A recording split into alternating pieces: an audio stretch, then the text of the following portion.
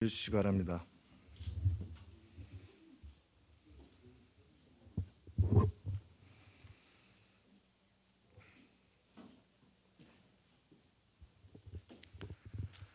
예, 안녕하십니까. 제주연구원 개원 24주년 기념 특별 강연에 참석해 주신 모든 여러분께 감사의 말씀을 먼저 드립니다. 저는 오늘 진행을 맡은 제주연구원 연구기 실장 강창민입니다. 본 강연은 제주특별자치도 방역 수칙을 준수하고 있으며 제주연구원 유튜브를 통해 생중계되고 있음을 말씀드리겠습니다. 오늘 특별 강연은 제주연구원 개원 24주년을 기념하여 우리나라를 대표하는 최고의 석학인 최장집 고려대학교 명예교수님을 초청하여 한국 민주주의의 과거와 현재를 진단하고 앞으로 나가야 할 방향에 대해 논의하고자 마련을 하였습니다. 먼저 오늘 참석해 주신 내빈을 소개해 드리도록 하겠습니다. 먼저 바쁘신 도정 일정에도 불구하고 오늘 축하를 위해 자리를 해주신 원희룡 제주특별자치도 지사님 참석해 주셨습니다.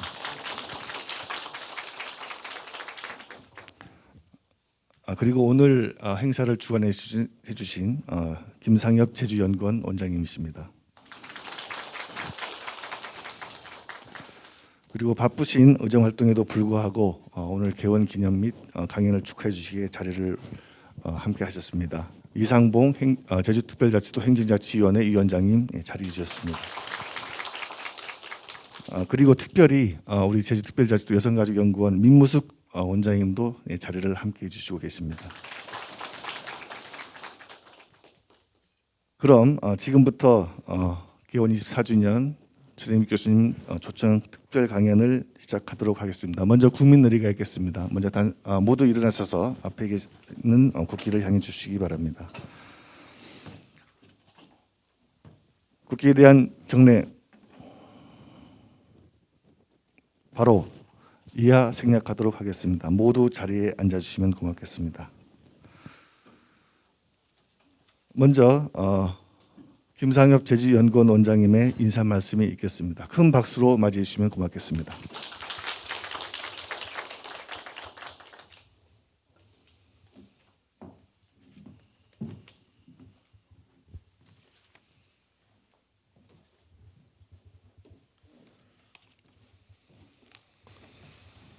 안녕하십니까. 제주연구원장 김상엽입니다.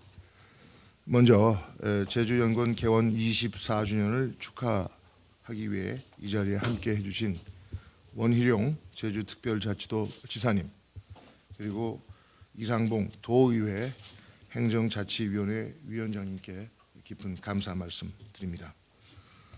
그리고 오늘 우리 제주연구원을 위해 특별 강연을 수락해 주신 세계적 석학이시죠, 최장집 교수님께 존경과 감사의 마음을 전하고자 합니다.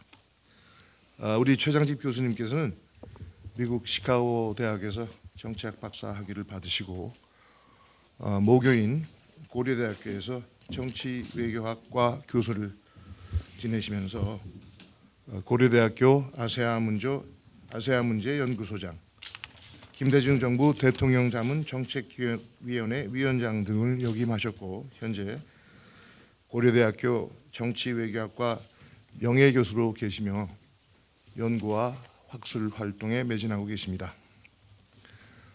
최장집 교수님께서는 정치학계의 길이 남을 수많은 역작을 남기셨는데 특히 민주화 이후의 민주주의, 정치의 공간, 양손잡이 민주주의, 자유주의는 진보적일 수 있는가, 풍요한 빈곤의 시대, 한국 민주주의 무엇이 문제인가 등등의 저서를 통해서 대한민국 민주주의의 앞날을 밝혀오셨습니다. 특히 2008년 정년 퇴임을 기념해서 발표하신 한국의 정치와 나의 정치학은 지금도 널리 회자되면서 지식인의 삶은 과연 어떠해야 되는지를 알려주는 귀한 표상이 되고 있습니다. 최근에는 다시 한국 민주주의를 생각한다, 위기와 대안이라는 논문을 통해 큰 울림을 주고 계십니다.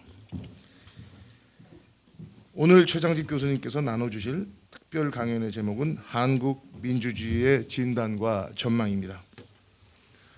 민주주의는 우리 정치 체제의 기본 원리일 뿐 아니라 우리의 존재 양식과 생활 태도를 이끄는 공동의 규범이지만 실제에 있어서는 많은 도전을 받아온 것도 부인하기 어렵습니다. 민주주의는 그런 도전에 맞서서 깊은 성찰과 수기를 통해서 회복되고 개선되어야 할 공동체적 숙명을 안고 있다고 생각합니다. 그래서 더더욱 오늘 최장집 교수님의 특별 강연을 많은 분들이 목마른 심정으로 고대하고 계시리라 생각합니다. 더 이상 제 말씀으로 이 귀한 시간을 쓰고 싶지 않습니다. 이 자리에 함께해 주신 모든 분들께 깊이 감사드립니다.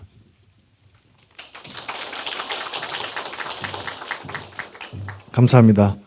다음은 원희룡 제주특별자치도지사님께서 축사를 해주시겠습니다. 큰 박수로 환영해 주시면 고맙겠습니다.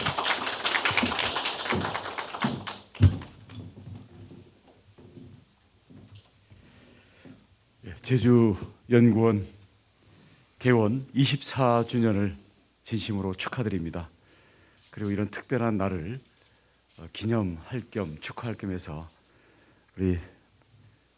정말 우리 대한민국의 정치학의 거두이신 최장집 선생님께서 이렇게 직접 걸음을 해주시고 또 귀한 강연으로 빛내주시는 데에서 진심으로 감사의 말씀을 드립니다. 더욱더 건강하시고 한국의 민주주의가 제대로 발전해 나가는 그런 앞길을 계속 지도해 주시기를 바랍니다. 제주연구원은 우리 제주도의 두뇌 집단이고 제주도를 이끌어가는 싱크탱크입니다. 그동안 제주도 개발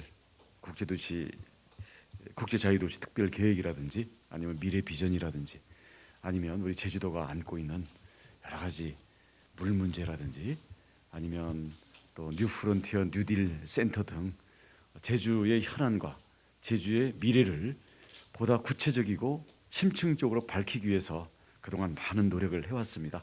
이 코로나라는 어려운 위기 상황을 맞아서 코로나 이후에 더욱더 탄력성 있는 점프 같은 회복을 준비할 수 있도록 우리 제주연구원의 실력과 열정을 더 쏟아부어 주시기 바라겠습니다. 제주연구원을 이끌어 주시는 김상혁 원장님과 우리 연구원님들 또 우리 직원들 모두 더욱더 이 제주도에 대한 애정과 책임감으로 제주도의 미래를 밝혀주시기를 기원하면서 우리 도에서도 더욱더 여러분들을 믿고 응원하고 협력할 것을 약속을 드리겠습니다. 감사합니다. 감사합니다. 다음은 이상봉 제주특별자치도의회 행정자치위원회 위원장님께서 축사가 있겠습니다. 큰 박수로 맞아주시면 고맙겠습니다.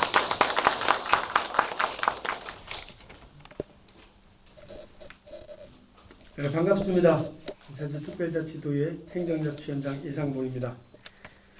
우선 제주연구원 개원 24주년을 진심으로 축하드립니다. 그리고 오늘 축하의 자리에 초청해 주심에도 감사의 말씀을 드립니다.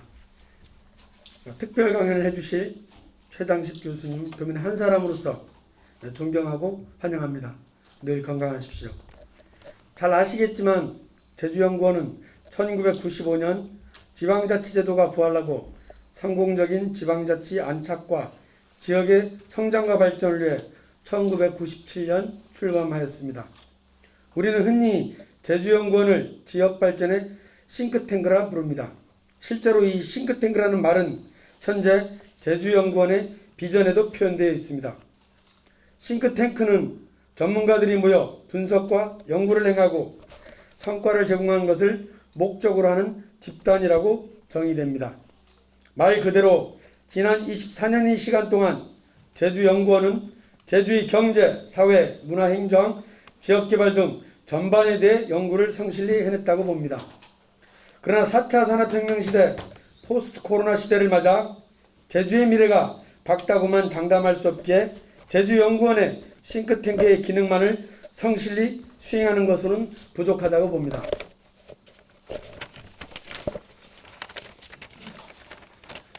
즉 연구한 내용을 보고서에만 제시하고 필요한 곳에서 찾아보라는 식의 접근으로는 앞으로 혁신적으로 변화될 세상에서 설 자리는 없을지도 모릅니다. 저는 오늘 개원 24주년을 맞이하는 이 자리에서 24년 이후 제주연구원의 미래를 위해 싱크탱크의 즉 하다의 기능까지 포함되어야 함을 제안드리고자 합니다.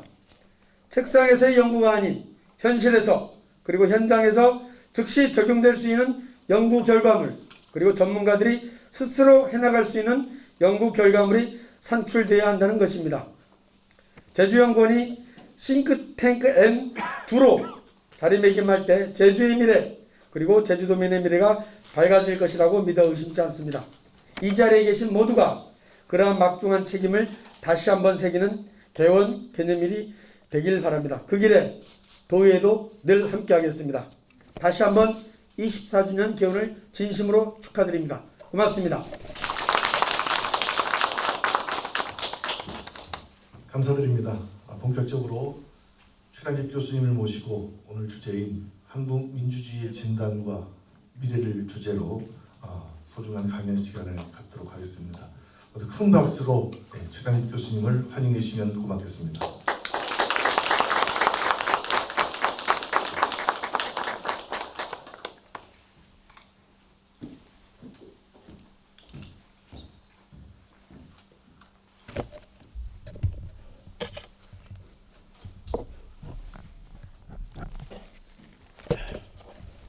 예, 안녕하십니까.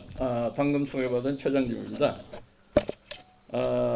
우선 오늘 이 제주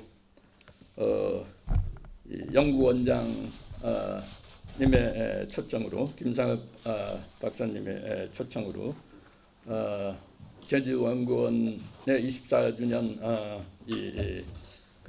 기념식 설립 기념식에 와서 제가 한국 민주주의의 진단과 전망이라는 주제로 말씀드릴 수 있는 기회를 갖게 돼서 매우 기쁘게 생각합니다.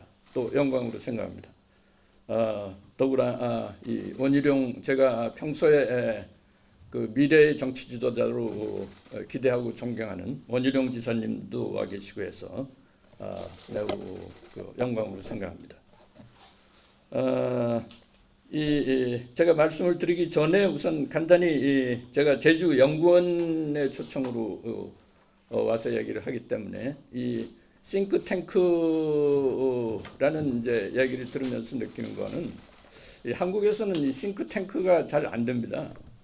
왜냐하면 그 중앙정부에서 연구기구들이 너무 많아서 그 연구기구들이 어떤 새로운 정부가 들었으면 이제 연구기구들이 중심이 돼서 어떤 주제가 위에서부터 떨어지면 이걸 주제로 해서 각 분야별로 맡아서 이제 연구를 하고 그걸 취합해서 필요하면 이제 그걸 정책을 뒷받침할 수 있는 뭐 배경이나 자원으로 이렇게 활용하고 하는데 제가 알기로는 한국에서 이 큰 지자체라고 할까, 뭐 대구라든가 부산이라든가 광주라든가 이런 도시에서도 싱크탱크가 있고 여기에서 중요한 연구들을 한다는 얘기를 들어본 적이 없습니다. 있는지는 모르겠습니다. 있긴 있다 하더라도 제가 들어본 적이 없습니다. 근데 제주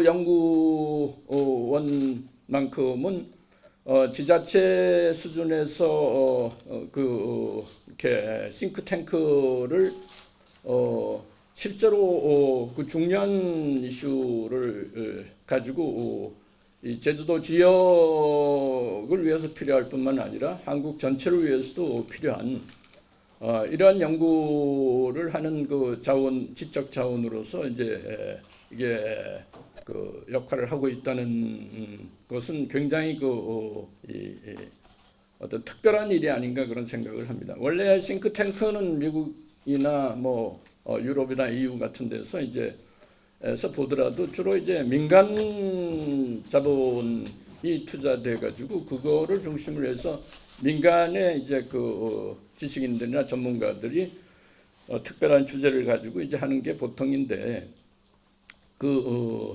거기서 이제 정부와 이제 특히 정당과 연계된 그 수준에서 이제 정부 정책이 특정 정당이 정부를 운영하게 될 기회를 가졌을 때 이 싱크탱크가 중요한 역할을 하고 하죠.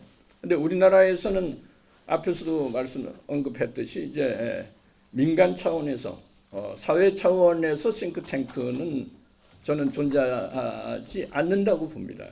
물론 뭐 참여연대 같은 게 싱크탱크라고 하면 또 싱크탱크일 수 있을지는 모르겠지만 이 싱크탱크는 너무 직접적인 정책 대안이나 어떤 구체적으로 필요한 사안에 대해서 연구하는지는 자료를 수집하고 연구하는지는 몰라도 좀 더 넓은 비전을 가지고 장기적으로 하는 싱크탱크는 제가 보질 못했기 때문에 사실상 저는 민간 차원에서 한국에서는 싱크탱크라고 하는 게 여러 개 있긴 한데 제대로 역할을 못한다는 그런 생각을 평소에 해왔는데 제주도에서만큼 이게 상당히 특별한 어떤 역할을 하고 있다는 것을 오늘 여기 와서도 제가 이제 원장님으로부터 설명을 듣고 이제 또 더욱 새롭게 느끼게 됐습니다. 앞으로 큰 발전을 바라겠습니다.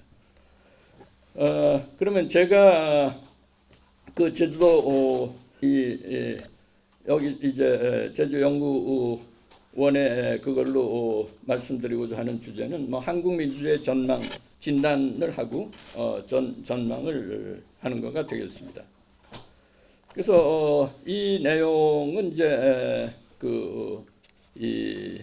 일단 저는 첫 번째로 한국 민주주의를 이제 위기로 진단하는 것으로부터 시작하려고 합니다. 그리고 이 위기가 동반하는 여러 가지 이제 현상들, 이런 문제를 생각을 하면서 민주주의가 과연 뭔가라고 하는 문제에 대해서 다시 한번 짚어보고 이 민주주의를 잘하기 위해서 우리는 어떤 민주주의를 어떻게 이해하고 또 어떤 제도들을 통해서 이걸 발전시킬 수 있는가 하는 문제에 대해서 말씀드리고자 합니다. 그리고 마지막으로는 이 뭔가 한국 정치에서 변화가 필요한데 이 변화에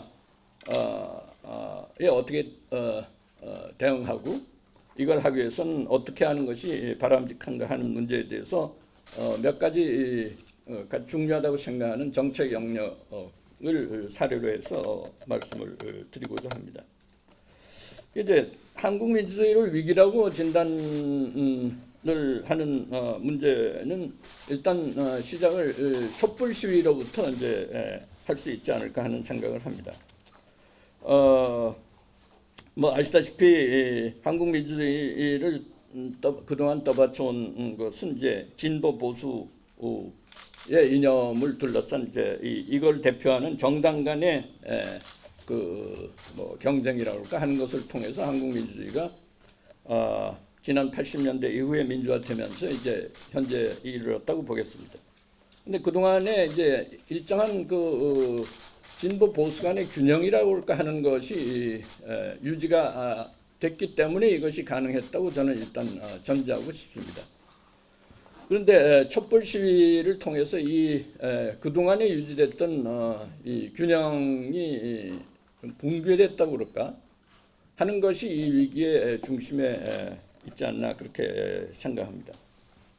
그동안에 물론 정당 정치가 건강하게 이렇게 민주주의의 규범과 원칙과 제도를 따라서 이제 발전하는 역할을 했으면 좋겠는데 아시다시피 이제 그동안에 지난 촛불 시위를 계기로 해가지고 대통령 탄핵까지 가져오는 이런 큰 위기를 맞았던 것이 였죠. 근데 이것이 불러온 결과라고 하는 것이 기대대로 이렇게 바람직한 방향으로 전개돼서 한국 민주의 건강한 발전에 기여했으면 좋았을 텐데 내용적으로 그렇지 못하고 현실적으로는 상당히 이렇게 좀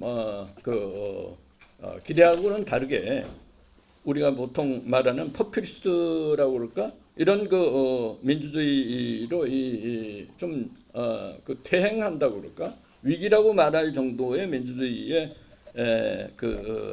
이 발전의 도전이라고 그럴까 이런 것을 경험하게 됐다고 이제 생각을 하게 됩니다. 그래서 이렇게 된 데는 진보 보수 간의 세력 균형을 그동안에 이제 표현했다고 그럴까 현실로 구현했던 이 정당 정치가 붕괴된 것이 위기의 중심에 있다는 생각을 하게 됩니다.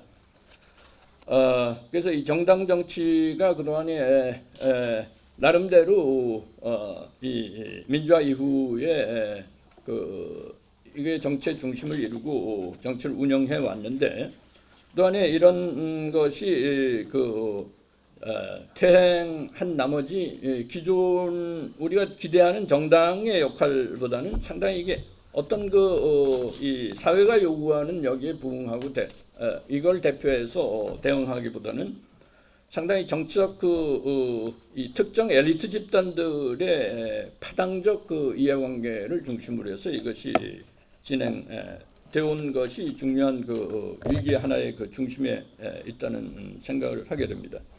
어쨌든 이런 것이 가져온 변화에 대해서 이제 짚어본다면 이런 것입니다.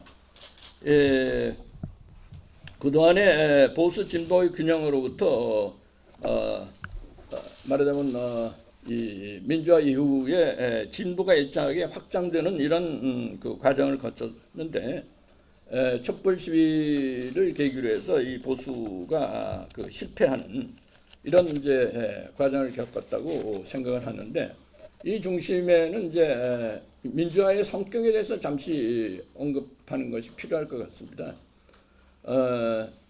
말하자면 지난 80년대 말에 말하자면 6월 항쟁을 통해서 민주화가 있었다고 한다면 이거를 뒷받침해서 하는 민주주의의 실천이라고 하는 것이 한 세대 이상 이렇게 촛불 시위에 이를 때까지 이제 진행이 되었다고 볼 수 있겠어요. 그렇다면 이것이 어떻게 가능했느냐 하는 문제에 대해서 이 특징을 언급할 수 있을 것 같습니다. 그거는 우리가 정치학 용어로 민주주의 이론의 용어를 빌어서 말하면 협약을 통한 민주화라고 생각을 합니다. 이 협약이라고 하는 거는 이제 보수와 진보 사이의 협약이라고 이제 보면 되겠습니다. 아시다시피 이제 민주화 이전에는 우리가 보통 보수라고 지칭하는 이런 정치적 사회적 세력이 이 헤게모니를 가지고 통치를 해왔죠. 그리고 그 시기에는 이제 권위주의적인 이런 이제 것을 우리가 경험을 했던 것도 사실이고요. 그럴 때에 우리가 80년대 민주화라고 하는 것이 민주화 운동을 통해서 젊은 세대들이 많이 중심이 되고 또 기존의 권위주의 하에서의 정당 야당이죠. 지금 그것이 민주화의 민주당의 전신이라고도 볼 수 있는 이런 야당이 중심이 된 세력들이 주축이 돼가지고 이제 민주화를 성취한 것은 사실인데 민주화의 계기라고 하는 것은 우리가 이렇게 보면 그 민주화 세력에 의해서만 민주화가 된 것이 아닙니다. 왜냐하면 그 앞선 세대의 이 보수 세력들이 뭐 군부 권위주의도 좋습니다. 이 보수적인 정치 엘리트들이 민주화에 동의를 하고 여기에서 암묵적인 협약이라고 우리가 생각할 수 있습니다. 이렇게 해서 그것이 일종의 평화적인 민주주의로의 이행을 가능하게 만든 하나의 정치적인 기반이라고 생각을 하는 거죠. 그러니까 이 말은 제가 앞에서 80년에 광주항쟁이 있었다든가 그동안에 많은 젊은이들의 희생이 있었다는 것을 부정하는 얘기가 아닙니다. 그러나 그런 거를 우리가 그 뛰어넘어서 전체적인 이 정치 세력의 그 경쟁이라는 관점에서 볼 때는 이 두 세력이 민주화에 양해하지 않고서는 민주화라는 게 가능하지 않았다는 것을 제가 말씀드리는 겁니다. 그래서 그 결과가 우리가 알다시피 이제 86년 7년 그 10월 달에 이른바 민주헌법으로 개정이 돼서 지금 현재의 헌법이죠. 이렇게 돼서 이제 민주주의가 그동안에 비교적 순조롭게 5년 단임 대통령제를 중심으로 해서 이제 왔다고 보겠는데, 이런 그 과정이라고 하는 것이 일정하게 그 한 세대를 흘러오면서 2017년 촛불 시위를 계기로 해서 협약에 의한 기초한 민주주의의 진행이라고 하는 것이, 전개라고 하는 것이 일정하게 그 어떤 그 뭐라 그럴까, 해체되는 이런 내용을 갖는 것이 촛불 시위였다고 저는 생각을 합니다. 말하자면 우리가 민주주의라고 하는 것은 뭐라 그럴까, 아주 간단히 이야기하면 선거를 통해서 정부 여당이 패배할 수 있는 체제가 민주주의라고 봅니다. 그러니까 우리가 한 정당이 그냥 만년 집권하고 만년 승자가 돼가지고 정부 여당이 될 때는 이건 민주주의라고 말하기가 상당히 어렵습니다. 선거를 통해서 정권이 교체되는 거, 이렇게 되기 위해서는 정치 세력 간의 일정한 균형이 유지가 되는 것이 굉장히 필요하죠. 그렇지 않을 때는 이 민주주의는 말하자면 아주 안정적인 다수를 점하는 정치 세력들에 의해서 이제 장기 집권 형태로 들어가게 되고, 이것은 쉽게 민주주의를 이제 뭐라 그럴까, 하여튼 위협한다고 그럴까, 나아가서는 이제 체제가 변하는 이런 상황을 만들어내기 때문에 우리가 협약에 의한 민주화를 유지하는 것이 일정하게 정치적으로는 민주주의를 유지하는 데 가장 기본적인 조건이 된다고 볼 수가 있겠습니다. 그래서 그동안에 말하자면 이런 87년 체제의 의미는 여러 형태로 우리가 이제 말하자면 진보파들이나 민주파들은 이제 87년은 운동을 통해서 젊은 세대들이 주축이 돼서 이 성취한 투쟁의 결과물이다, 이렇게 얘기할 수도 있고, 다른 한 또 이제 그렇게 얘기할 수 있지만, 내용적으로는 이러한 구조적인 문제가 있었기 때문에 이것이 가능했다는 것을 말하는 것입니다.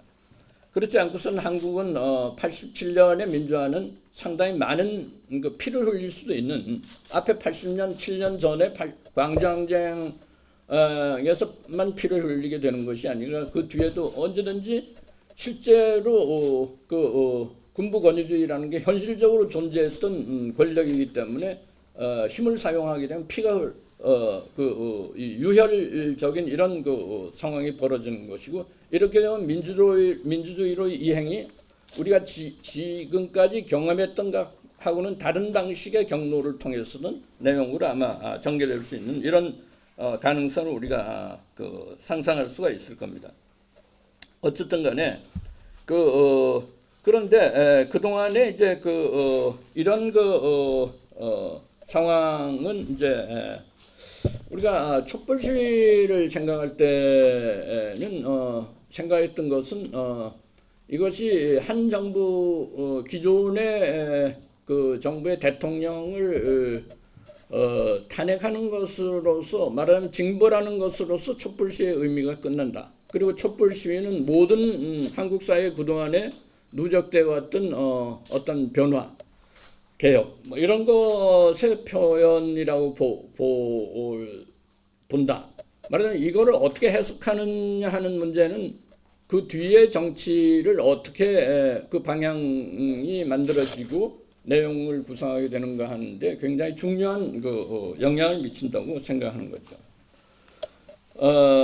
그래서 이 촛불 시위라고 하는 것은 실제로 보셔서 아실지 모르겠지만 17년 가을부터 시작된 촛불 시위는 그 앞선 시기에 농민들의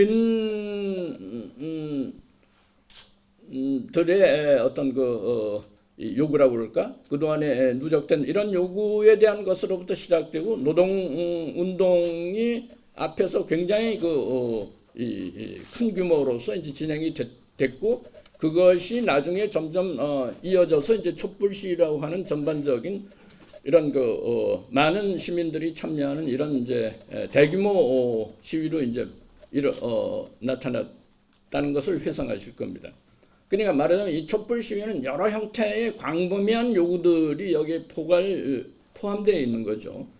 그러니까 농민의 이익들 요구, 노동자들의 이익에 대한 요구, 그 다음에는 본격적으로 촛불 시위가 진행됐을 때는 젊은 사람들의 여러 가지 또 문제, 하여튼 그동안에 한국 사회가 점진적으로 체계적으로 대면하고 해결할 수 있었던 이러한 하지 못했던 이슈들이 그 정치적인 어떤 문제와 라는 환경에서 폭발적으로 한꺼번에 대규모적으로 나타났던 것이 촛불 시위입니다.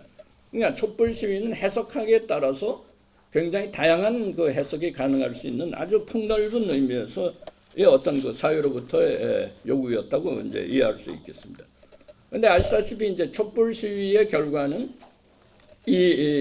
그 이후에 대통령 선거, 2017년 5월달에 대통령 선거를 통해서 그것이 규정되는 이제 상황이라고 할까, 이제 현상을 우리가 이제 보게 된 거죠.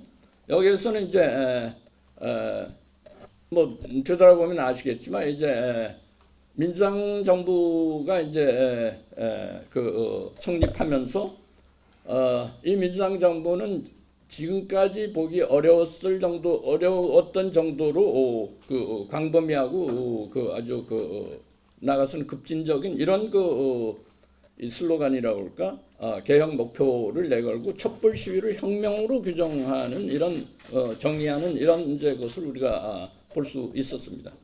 그리고 거기서 내걸었던 것은 이제 역사청산이라고 할까, 대표적으로 적폐청산. 이런 과거에 대한 청산 운동이라고 그럴까 하는 것을 이제 표방하게 되는 이런 것을 이제 보는 겁니다. 이거는 굉장히 이 적폐 청산이라고 하는 건 개혁자들이 아닌 다른 사회 세력들, 특히 보수 세력을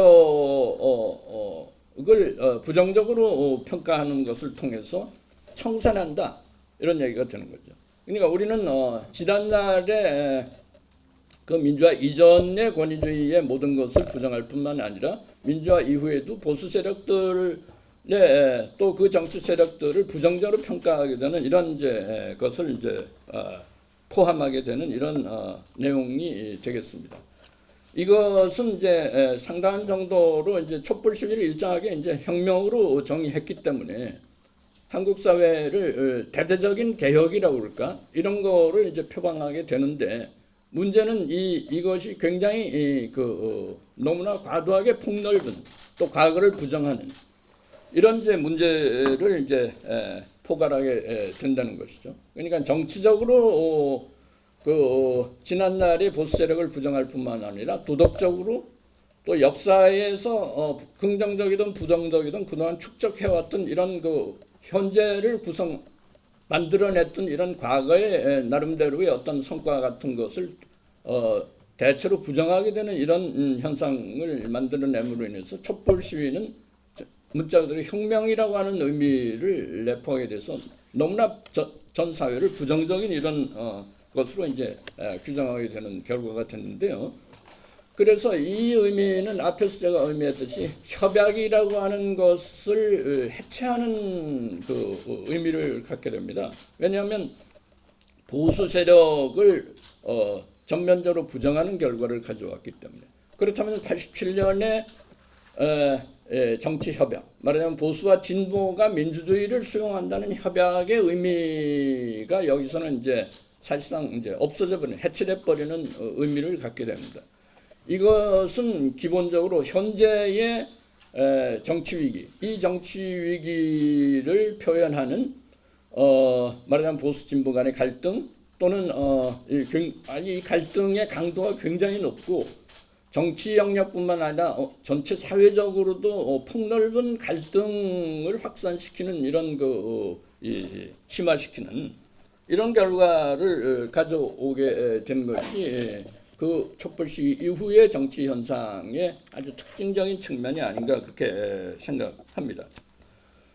그러면서 동시에 이제 이것을 위해서는 여러 가지 형태의 이제 이걸 뒷받침하는 이제 뭐라고 할까 하여튼 이 민주주의에 대한 해석으로부터 시작해서 제도 개혁 정책 내용에 대한 이 개혁적인 내용 이런 모든 여러 차원에서 전면적인 변화를 도모하는 것이기 때문에 이런 이제 변화를 이제 우리가 보게 된 것이죠. 그럴 때 굉장히 중요한 것의 하나는 민주주의를 해석하는 방식에 있어서 변화가 상당히 인상적이라고 보겠습니다. 그다음에 우리는 그 암묵적으로 또는 뭐 암묵적이 아니더라도 명시적으로 한국의 민주주의는 자유주의적이고 대의제적인 민주주의를 기본으로 한 겁니다. 그거는 기본적으로 한국의 헌법에 규정되어 있는 것이고 또 많은 사람들이 한국 사회가 건국 이후부터 보수주의를 거친다 하더라도 보수주의를 비판할 수 있는 법적 또는 이념적 뭐 이런 근거로서 우리가 이해하고 학습했던 이런 것들에 대한 새로운 해석이 되겠습니다. 말하자면 이 기초에서 우리는 80년대의 민주화라고 하는 것은 기본적으로 자유주의적 대의제 민주주의를 이제 로 이해하고 그것을 성취하고자 하는 것이 민주화라고 이제 이해하고 운동을 했다고 보겠습니다. 그런데 이 촛불 시위 이후에 새롭게 민주주의를 이해하는 방식이 등장했다고 저는 생각하고 있어요. 그건 뭐냐면 민중주의적이고 대중 참여적인 직접 민주주의를 제시한다. 이렇게 이제 생각을 합니다. 이제 정치학에서는 이제 민주주의를 이해하는 방식 또는 정의하는 방식을 크게 보면 두 가지로 나누어서 볼 수가 있는데 하나는 아주 최소한의 요건을 충족시키면 이게 민주주의다라고 하는 것이 한편에 있고 다른 한편으로는 그게 민주주의가 아니라 민주주의는 민주주의라고 우리가 수용할 수 있고 하지 않으면 안 되는 어떤 내용적인 것을 내포하고 그거를 실현할 때 비로소 그것을 우리가 민주주의라고 부른다라고 하는 그런 의미가 있겠습니다. 그럴 때 우리가 보통 일견 이렇게 보면 상당히 민주주의는 이 후자 말하자면 민주주의라고 하는 것은 그냥 말로만 민주주의하고 형식적인 민주주의만이 아니라 좀 더 내용적으로 뭔가 경제적 민주주의도 하고 인권도 실현되고 하여튼 모든 좋은 것을 다 민주주의라고 이해하는 것이 진짜 민주주의라고 생각할 수 있죠. 쉽게 보면. 그러나 사실은 이 민주주의는 그런 것이 민주주의라기보다는 최소주의적인 민주주의가 진짜 민주주의라고 생각을 합니다. 말하자면 그것은 선거를 주기적으로 공정한 선거를 하고 자유롭고 공정한 선거를 하고 이 정당을 자유롭게 조직하고 구성할 수 있고 여러 가지 이익 집단도 만들 수 있고 언론 자유도 있고 이런 것을 기본적으로 우리가 기본적인 요건으로서 이제 민주주의라고 생각을 합니다. 이런 것이 충족된다면 그것을 우리는 민주주의라고 부른다. 이렇게 얘기하는 거죠. 정기적인 선거가 있으면 거기서 투표를 해서 대표를 선출하고 이 대표로 하여금 다수를 얻은 정당들이 이거를 정부를 운영할 수 있는 이런 것을 하고 그 다음에 거기서 소수자들은 야당이 되고 그 다음에 주기적인 선거이기 때문에 임기가 끝나면 다시 선거를 해서 책임을 물어서 이게 이제 잘했다고 평가하면 다시 집권하고 안 그러면 정권이 교체되는 것이 이것으로 민주주의는 충분하다라고 생각을 해야 됩니다. 이게 민주주의의 원래의 정의입니다. 이 가장 간단한 민주주의를 이해하는 것이 말하자면 간단치가 않고 굉장히 이 실제 현실에서는 상당히 어렵습니다. 왜냐하면 민주주의가 잘 안 돌아갈 때는 이 민주주의가 문제가 있다 뭐 저런 게 민주주의라고 말할 수가 있느냐 뭐 선거에서 대표를 뽑아놨는데 대표가 제대로 하지도 못하고 정치도 제대로 못하고 정책도 내 마음에 들지 않고 이러면 민주주의가 아니다 이렇게 생각할 수가 있기 때문에 이거는 쉽게 공격의 대상이 될 수 있는 것이 또 민주주의입니다.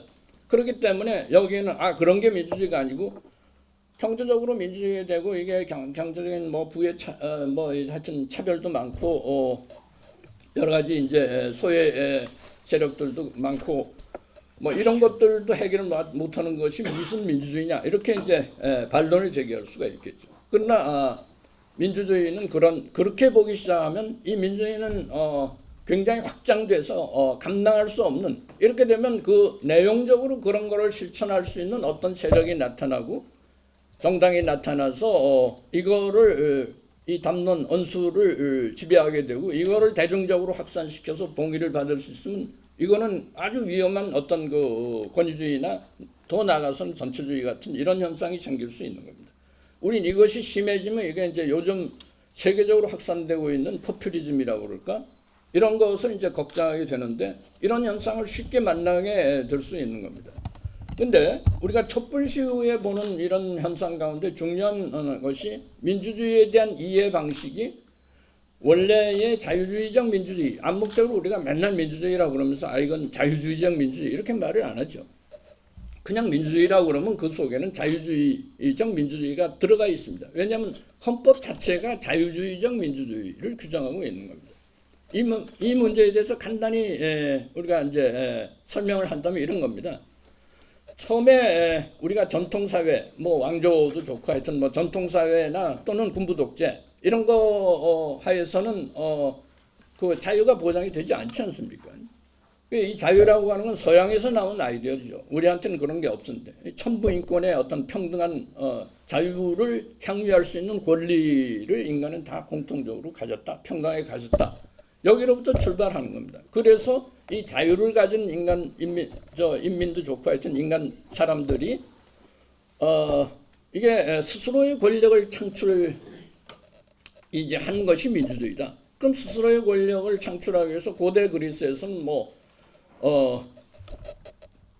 사회가 불과 한 20-30만밖에 인구가 되지 않았기 때문에 아테네 같은 데서는 그냥 추첨으로 시민들은 그 가운데서도 5분의 1밖에 안 됐기 때문에 불과 몇만 명의 시민된 자격을 가진 사람들이 성인 남자 여자도 아니고 남자들이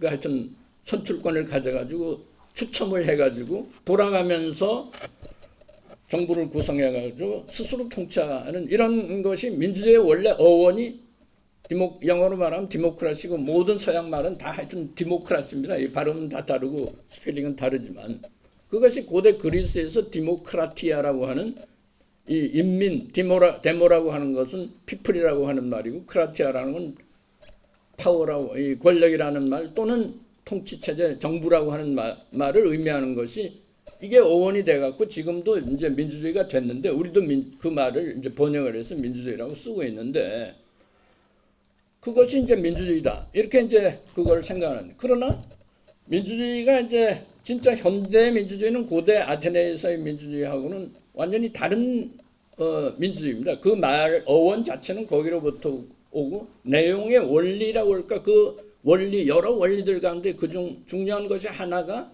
고대 그리스에서 온다 하더라도 그때의 민주주의하고 2000년 이상 지난 지금 현대의 민주주의는 아주 다른 정치 체제이고 민주주의라고 보겠습니다. 왜냐하면 일단 사회가 커졌잖아요. 사회가 커지고 사회가 무지하게 복잡해지고 한 데서는 수십만 명만 돼도 이게 민주주의를 할 수가 없습니다. 이게 돌아가면서 어떻게 추첨을 해서 합니까? 그렇기 때문에 몇백만 이렇게 되면 이제 몇천만 몇억 이렇게 되면 민주주의를 그런 식으로 민주주의가 안 되죠. 사회도 복잡하고 하기 때문에 이거는 선거라고 하는 것이 그 가장 민주주의의 본질적인 내용이 되겠습니다. 그렇기 때문에 현대 민주주의는 기본적으로 선거제도의 확산, 말하면 보통 선거권의 확대가 곧 민주주의의 제도의 발전이라고 보겠습니다. 그렇지만 여기에 내용에서는 인간은 자유롭고 평등하다라는 기본 원리가 근대에 들어와서 이제 그게 민주주의의 핵심 이념이 되고 가치가 된 거죠. 그거는 이제 뭐 서구의 계몽서상 이후에 이제 그렇게 됐다고 볼 수가 있는데 어쨌든 간에 그렇기 때문에 이 자유를 갖는 시민들이 정부를 스스로 통치받을 수 있고 통치할 수 있는 이제 정치 체제를 만드는 게 민주주의라고 보겠습니다. 실제로 이 민주주의가 처음 이런 식으로 만들어진 것이 미국 민주주의죠. 18세기 말에. 물론 이 미국 민주주의는 또 유럽에서 여러 형태의 왕정이라든가 귀족정이라든가 군주정이라든가 이런 데서부터 발전된 요소들이 미국으로 건너가서 완전히 아무것도 없는 상태에서 이런 식으로 헌법을 만들어서 자유주의의 원리를 구현하는 이런 정치제도를 만들어서 민주주의가 됐는데 문제는 우리가 민주주의 정부를 구성할 때에 자유를 실현하기 위해서 정부를 구성하지 않았습니까? 그리고 자유의 천부인권의 권리를 평등하게 갖는 자유의 권리를 가질 수 있는 이런 시민들이 만든 정부인데 문제는 이렇게 해서 정부를 구성했습니다. 자, 그러면 이 정부는 통치를 하는 것이 기본 목적입니다. 그러면 시민들을 다스려야 되는 거죠. 다스려야 된다면 그 다음에 문제가 이제 뭐가 생기냐면 그러면 다스림을 실제로 정부를 만든 평등한 시민들이 스스로 지배받을 수밖에 없는 상황이 되는 겁니다. 이 정부에 의해서 자기들이 만든 정부에 의해서. 그렇기 때문에 이 시민들의 자유는 누가 보장하느냐라고 하는 문제가 제기되는 겁니다. 그렇기 때문에 민주주의가 복잡하게 되기 시작하는 것은 자유를 갖는 평등한 시민들이 정부를 자기의 권리를 행사해서 정부를 구성했는데 그 다음에는 이 정부가 통치를 해야 되고 통치를 할 뿐만 아니라 이 통치하는 과정에서 개개인의 권리를 억압하게 되거나 제한하게 되는 그 역할을 해야 되잖아요. 그럴 때 이 권리를 개인의 자유의 권리를 누가 보장해 주나 이 문제가 생기는 겁니다. 그렇기 때문에 개인들은 스스로의 자유를 보호할 수 있는 국가는 스스로의 자유를 보호할 수 있는 개인 자유를 보호할 수 있는 역할을 하지 않으면 안 됩니다. 이것이 민주주의의 가장 핵심적인 문제가 되겠습니다. 그렇기 때문에 우리는 개인들이 자유의 권리를 행사해서 선출한 정부라 하더라도 이 선출한 정부가 자유를 억압할 때 누가 보장해 주냐 하는 문제가 이제 핵심이기 때문에 이 제도를 만들기 위해서 온갖 여러 가지 형태의 제도적 장치가 필요한 거죠. 그렇기 때문에 말하자면 정부를 세 개로 나누어서 상권으로 분리하자. 말하자면 입법부, 집행부, 사법부 이렇게 나눠서 번영하고 어느 부서도 독점적으로 권력을 행사할 수 없도록 그럼 다 아주 헌법으로 규정을 해서 집행부는 입법부가 만든 법을 집행하는 역할을 하고 입법부는 법을 만드는 역할을 하고 사법부는 법을 지키는 역할을 하고 이런 역할을 다 기능 분업을 해서 이들 사이에서 견제와 균형이라고 하는 것이 유지될 때 비로소 앞에서 언급했던 인민 스스로가 국가를 만들고 정부를 구성한다, 선거를 통해서 한다 하더라도 그 다음에 개개인들의 자유와 권리를 보장할 수 있는 제도를 만들 수가 있는 겁니다. 이것이 이제 민주주의라고 볼 수 있기 때문에 우리는 이것이 자유주의적 민주주의입니다. 그리고 대의제적 민주주의입니다.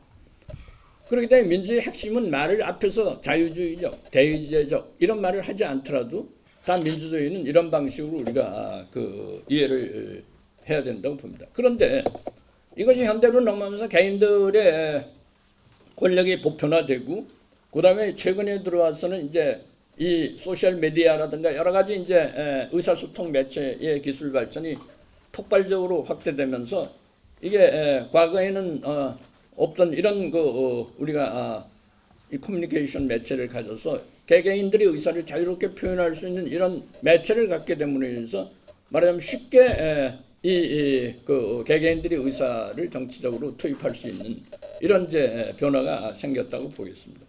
이것이 말하자면 포퓰리즘적 요소를 가져오는 중요한 이제 요소가 되겠습니다. 그리고 전통적인 정당의 역할이 상대적으로 축소되는 역할도 하고 뭐 이렇게 되면서 이제 우리가 이제 포퓰리즘을 걱정하게 되는 이런 문제가 있지만 그러면서 지금 앞에서 제가 이제 약간 민주주의를 설명하기 위해서 이런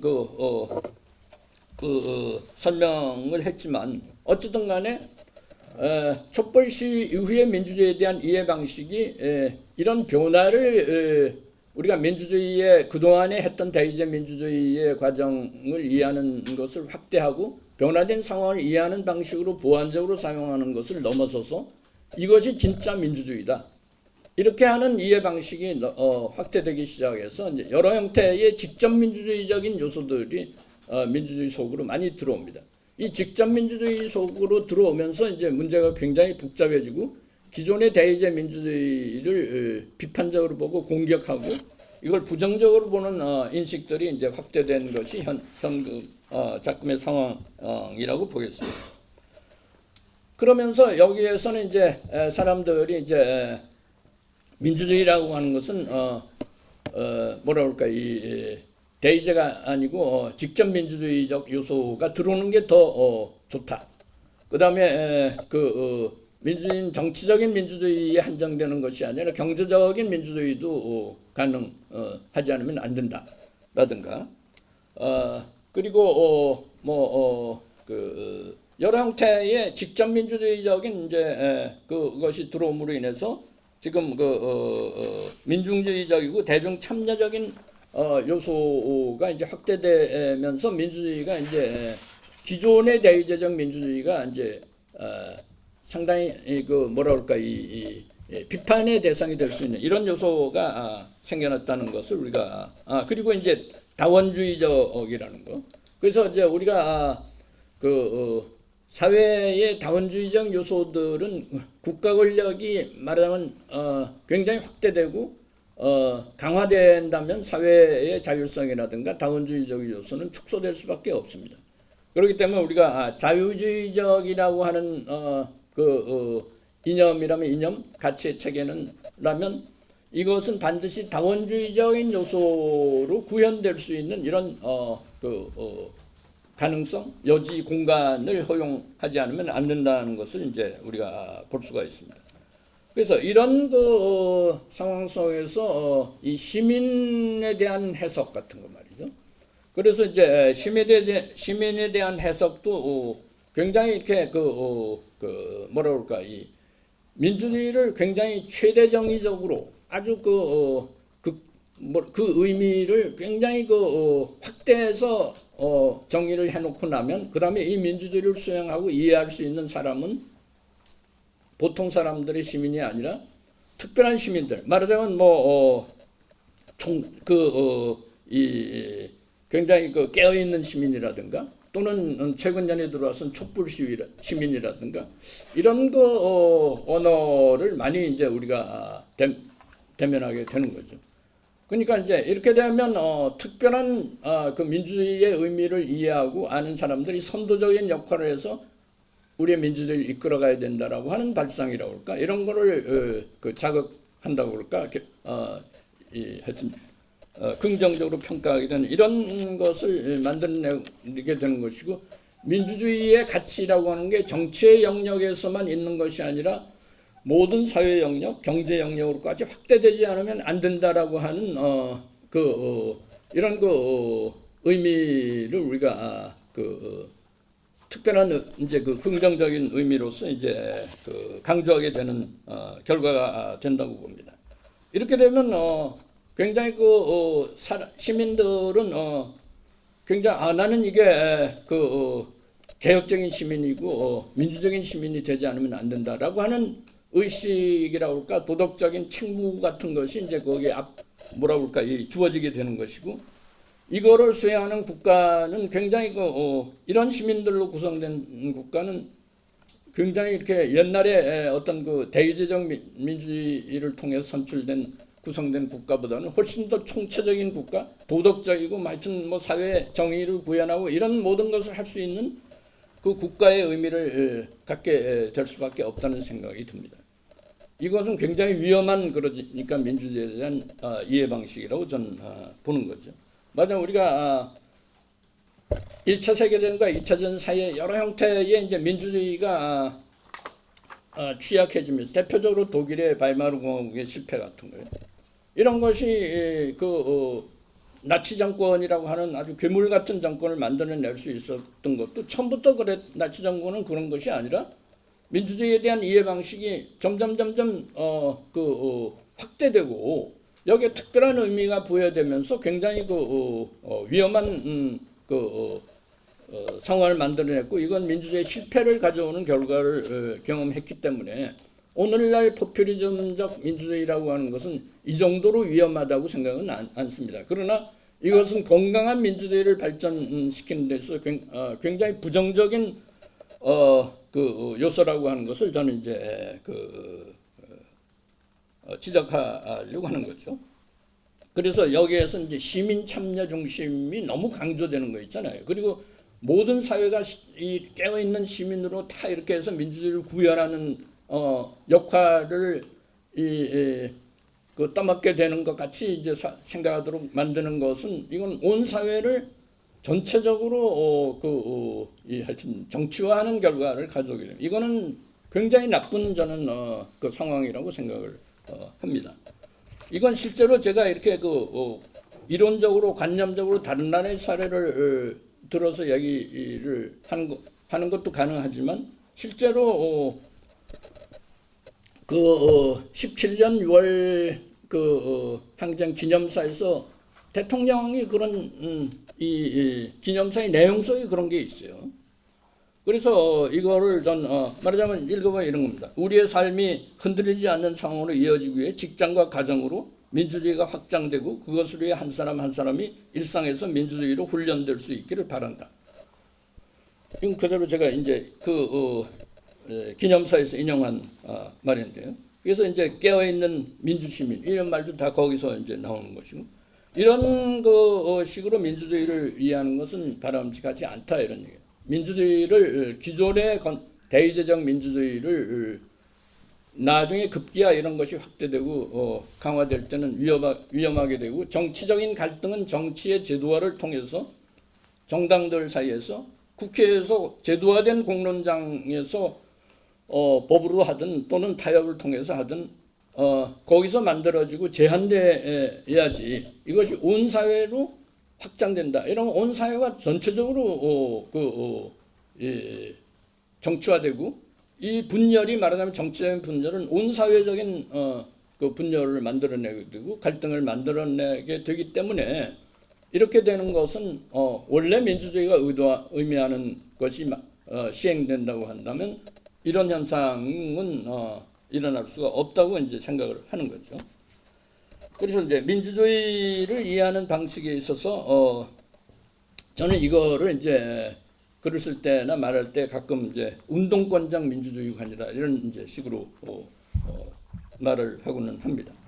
그러니까 이제 운동하는 방식으로 온 사회를 정치화하고 시민운동의 방식으로 민주주의를 이해하고 시민들의 역할을 푸시하기 시작하면 피곤하죠. 이게 뭐 우리 집에 가서 조용히 개인 생활이나 사적 생활 공간도 없어지고 내가 이게 지금 제대로 이게 시민으로서의 의무를 다하고 있는가 이런 도덕적인 압박감 같은 걸 가질 수밖에 없게 되는 거예요. 이건 굉장히 위험한 것이고 전혀 바람직한 것도 아니라는 것을 저는 강조하려고 합니다.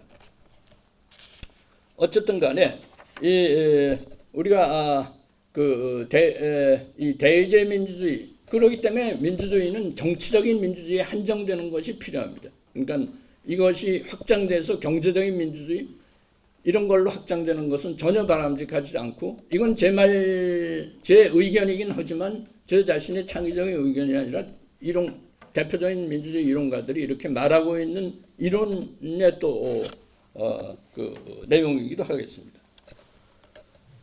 그러니까 이 경제적인 민주주의를 왜 헌법에 포괄하면 안 되느냐라고 하는 문제는 이런 겁니다.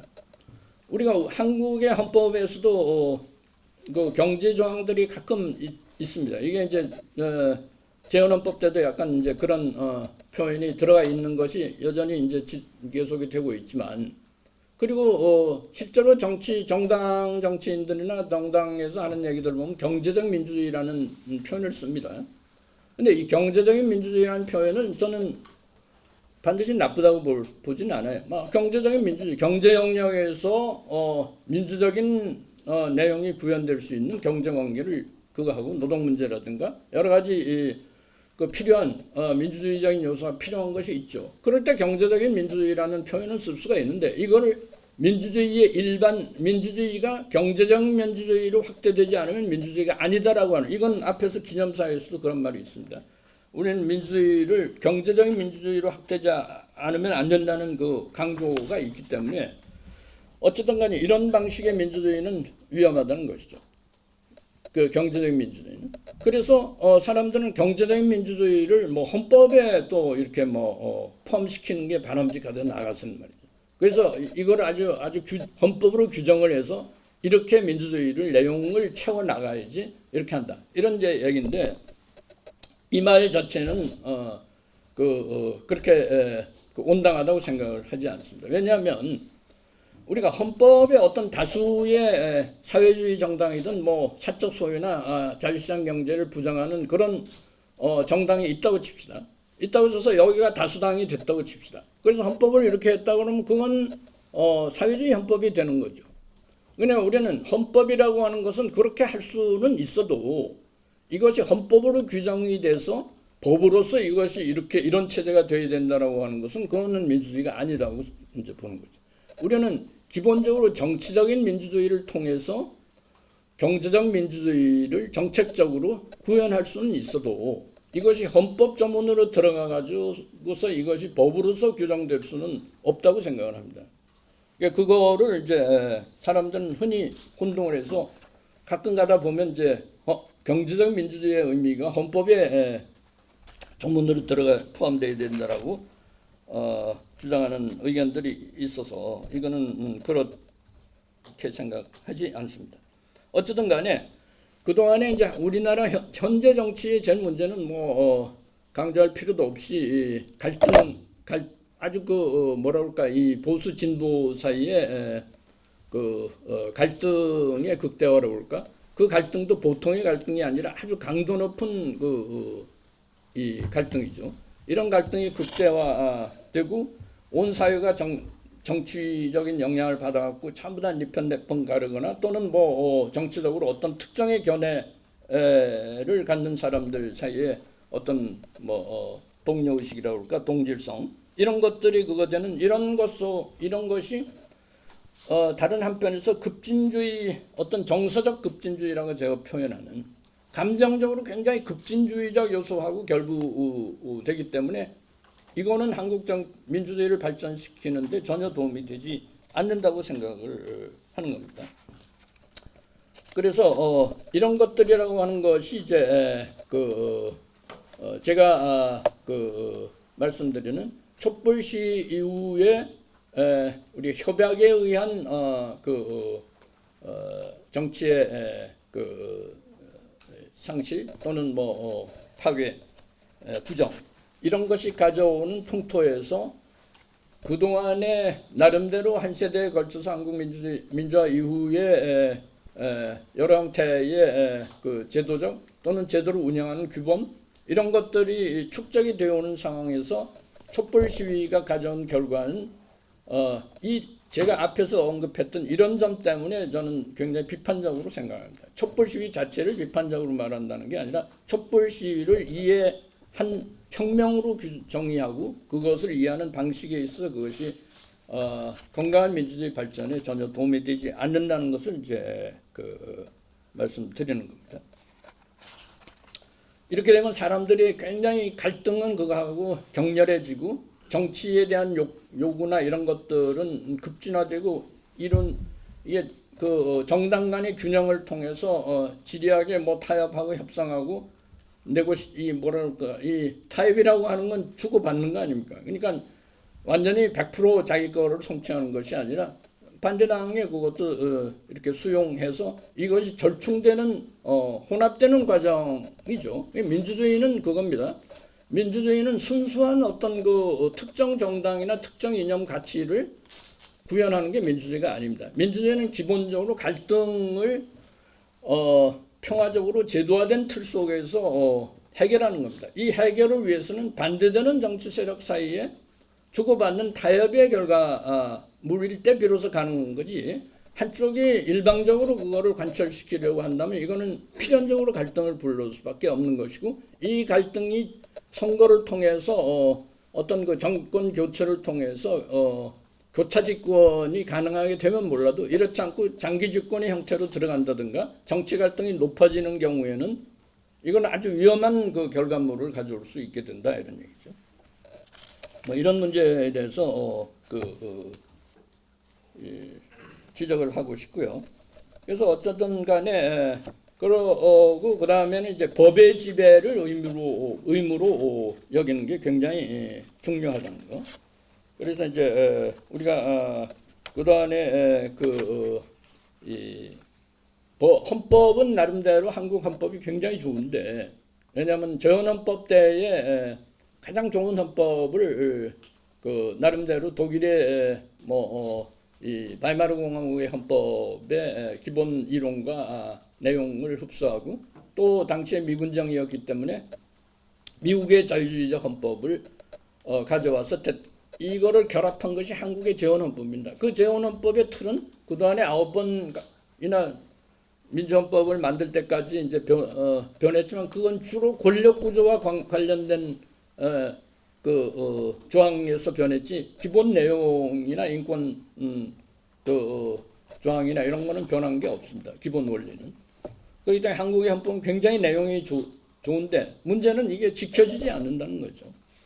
그리고 이 법의 지배라고 하는 것은, 법의 내용은 우리는 좋은데 법이 잘 지켜지지 않는 것이 잘 지켜지는 것보다 더 많다고 저는 보는데요. 어쨌든 간에 지켜지지 않아서 지금까지 오면서 법은 어떻게 보면 뭐 그렇게 한국의 헌법이 헌법의 정신과 규범을 현실에서 구현하는 정도로 우리가 만족스럽게 평가할 수 있다? 이거는 별 아닌 것 같아요. 그래서 그거는 헌법은 전부 관심은 대통령의 권력 구조를 어떻게 하고, 하여튼 대통령 권력 구조에 집중되어 있다고 봐도 과언이 아닙니다. 다른 문제에 대해서는 뭐 법정에서 나 관심이 있을지는 몰라도 말이죠. 어쨌든 그러나 이 법이 지켜지기 위해서는 이게 자동적으로 이 사법행정 관료들, 말하자면 판사나 무슨 검사들이 잘하고 법을 지키는 것도 중요하지만, 그보다도 정치 권력이 견제와 균형이 가능할 수 있도록끔 될 때 이 법이 지켜지는 것이지, 그냥 법이 아무리 이 좋은 법이라도 그 조건이 지켜지지 않고 하나의 정치 세력 하에서 이 상권이 전부 다 한 수중에 들어간다, 독점된다, 이러면 이거는 법은 지켜지지 않습니다. 미국 헌법의 핵심이 그겁니다. 상권 분립과 견제와 균형이라고 하는 것은 한 정치 세력이 두 개의 정부 부서를 관장하는 것을 전제정의라고 그럽니다. 이걸 민주주의라고 말하지 않고요. 그러니까 말하자면 공화당이 집행부도 공화당, 대통령도 공화당, 의회도 공화당, 이러면 이거는 법을 지킬 수가 없는 구조가 되는 겁니다. 이러기 때문에 다른 야당인 민주당이 견제와 균형의 그걸 통해서 이제 이 법을 그걸 유지할 때 법이 지켜질 수 있는 기본적인 조건이 충족이 되는 것이다, 이런 얘기죠. 그러니까 상권의 분립만으로 되는 것이 아니라, 이 상권의 분립이 가능하기 위해서는 경쟁하는 정치적 세력들 사이에서 견제와 균형이 가능할 수 있는 구조가 만들어질 때 가능하지, 일당이 압도적으로 지배한다? 이러면 이거는 법이 지켜질 수 있는 조건이 아닙니다. 그래서 우리는 법을 지키는 것은 우리가 법의 사법행정 관료들이랄까 판사 검사들에게 기대하는 것도 물론 있지만, 이런 것은 이제 이런 조건이 충족되지 않고서는 이제 않는다. 말하자면 우리가 이제 신경 써야 할 것은, 민주주의는 아주 간단히 말하면 대표와 책임의 연계로 구성이 되어 있는, 아주 간단합니다. 민주주의가 뭐냐? 대표와 책임의 을 실현하는 정치 체제다. 이렇게 하면 민주주의가 됩니다. 대표를 하려면 선거를 해서 정당을 만들어 선거를 해서 하여튼 정부를 운영할 수 있는 대표를 뽑는 거고, 여기서만 뽑으면 대표만 선출하고 그러면 통치를 당신이 알아서 해라 이러면 이거는 왕을 선출하든 뭐를 선출하는 게 아니지 않습니까? 책임이라고 하는 것은 그 다음에 대표를 선출하는 건 못지않게 중요한 것은 선출된 대표가 정부를 구성하고 정부를 운영하는 것에 대해서 책임을 져야 되는 것이 또한 동시에 민주입니다. 그럼 책임을 어떻게 지느냐? 책임을 여러 가지 형태로 지지만 가장 중요한 것은 다음 선거에서 그 앞에서 한 정부가 제대로 못할 때는 선거를 통해서 이걸 정부를 교체하는 거죠. 이게 가장 핵심적인 책임의 그 구현이라고 보겠습니다. 그렇기 때문에 정당이 필요한 거고 공정한 선거를 통해서 정권 교체라는 게 필요한 겁니다. 그렇지 않고 한 정당이 계속 몇 번 하여튼 장기 집권을 하게 되고 이러면 이 책임이라고 하는 것은 의미를 상실하게 되는 거다. 이런. 좋은 민주주의는 좋은 정당들이 좋은 정책 대안을 가지고 선거를 통해서 경쟁하고 그다음에 그것이 제대로 되지 않을 때는 다음 야당에 의해서 이것이 책임을 묻게 돼가지고 자기들의 정권을 잃어버리고 다음 정당에 물려주는 이런 그 평화적인 정권 교체가 순조롭게 제도화되는 것이 좋은 민주주의입니다. 아주 복잡하게 이야기할 것도 없이요. 그렇게 되면 내용적으로 사람들의 지적 수준은 발전하고 경제도 발전하기 때문에 다 좋은 정부가 만들어지고 운영될 수 있는 것은 그 다음에 그것을 뒤따라오는 그런 정치적인 환경에서 만들어질 수 있는 얘기가 된다 이렇게 생각합니다. 네, 내용 그 정도로 얘기하고 세 가지에 대해서 제가 언급을 한다고 하는데 시간이 어떨지 모르겠습니다. 간단히 시간이 넘어간 것 같아서 세 가지 점만 제가 강조하면서 마치도록 하겠습니다. 첫 번째는 제한적 국가와 시민사회의 자율성에 대해서 강조하려고 합니다. 말하자면 한국 정치에 대해서 한국 정치가 뭐가 지금 현재 제일 문제냐라고 묻는다면 물론 지금 굉장히 그 진보 보수 간의 갈등의 심화, 격렬함 이런 것들이 물론 그거지만 그건 아주 어떤 표면적인 나타나는 현상인데 그렇게 만들게 되는 그 원천이라고 할까 하는 것은 대통령 권력이 너무 많은 권력을 갖고 있다. 대통령으로의 권력 집중. 그리고 이 대통령은 한국의 국가가 굉장히 잘 발달되어 있는 국가입니다. 한국은 아마 이 점에 있어서는 세계 어디 내놔도 자랑할 만할 겁니다.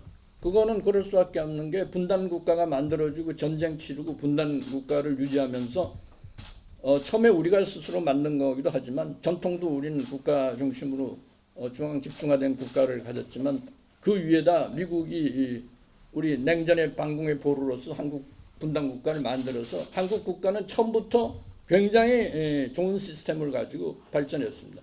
여러분들이 제가 강조하려고 하는 것은 한국 민주주의를 보수가 아무것도 안 했다고 비판하면 안 된다는 거예요. 왜냐하면 민주주의라고 하는 것은 국가가 제대로 정착되지 않은 사회에서는 발전할 수가 없습니다.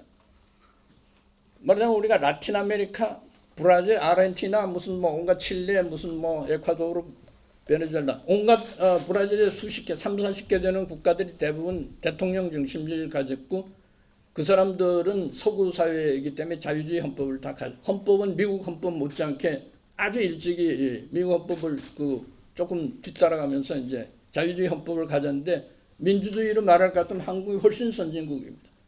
라틴 아메리카의 민주주의는 제대로 돌아가질 않아요. 이유는 국가가 한국은 굉장히 강력하고 잘 관료 조직화, 중앙 집중화돼 있고 유능하기 때문에 이 국가 위에서 한국의 민주주의는 가능했다고 봅니다. 그리고 근데 문제는 이런 국가를 관장하는 대통령 권력이 너무 대통령으로의 권력이 집중화되어 있다는 거.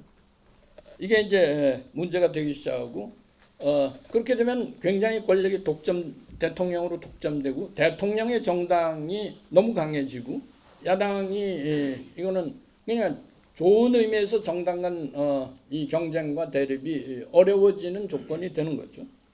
그래서 현재 한국 정치의 제일 문제가 뭐냐? 대통령의 권력 집중이라고 저는 생각합니다.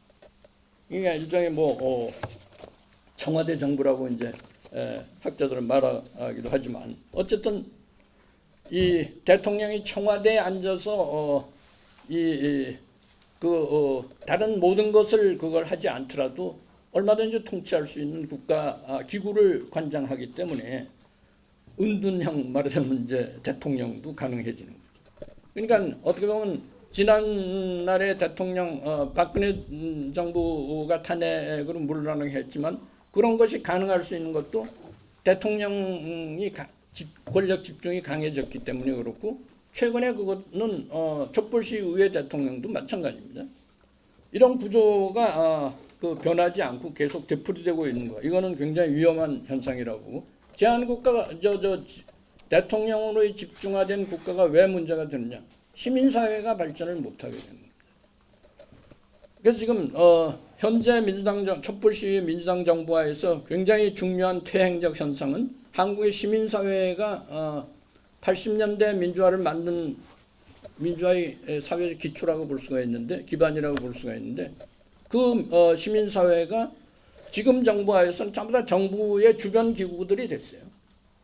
관리행정체의 기본 하여튼 주변 기구들이 돼가지고 거기에 다 참여해서 뭐 좋게 보면 거기에 참여해서 정책에 참여하고 하지만 내용적으로 보면 관료 중심의 정부 정책의 결정과 그걸 집행하는 과정에서 시민사회 말하자면 사람들은 거기에 참여해서 보조적인 역할을 하는 것일 뿐이다 이런 얘기. 그렇기 때문에 시민사회의 자율성이 이게 약화되거나 아예 존재하지 않아지면 이건 심각한 문제가 되는 겁니다. 그렇기 때문에 이 자유주의적 민주주의는 기본적으로 국가의 제한을 핵심적인 요인으로 한다. 왜 국가가 제한되느냐? 개인의 자유를 보장하는 역할을 해야 되기 때문에 개인의 자유는 필연적으로 시민사회를 강화시키는 결과를 만들어내죠. 자기 권력을 행사해서 자기들이 이익을 공유하는 관심을 공유하는 가치를 공유하는 사회 집단을 만들고 사회 다원주의화를 만들어내기 때문에. 그다음에 두 번째는 민족 문제 해결을 위한 대북 정책 문제에 대해서 언급을 하고 싶습니다. 이거는 이제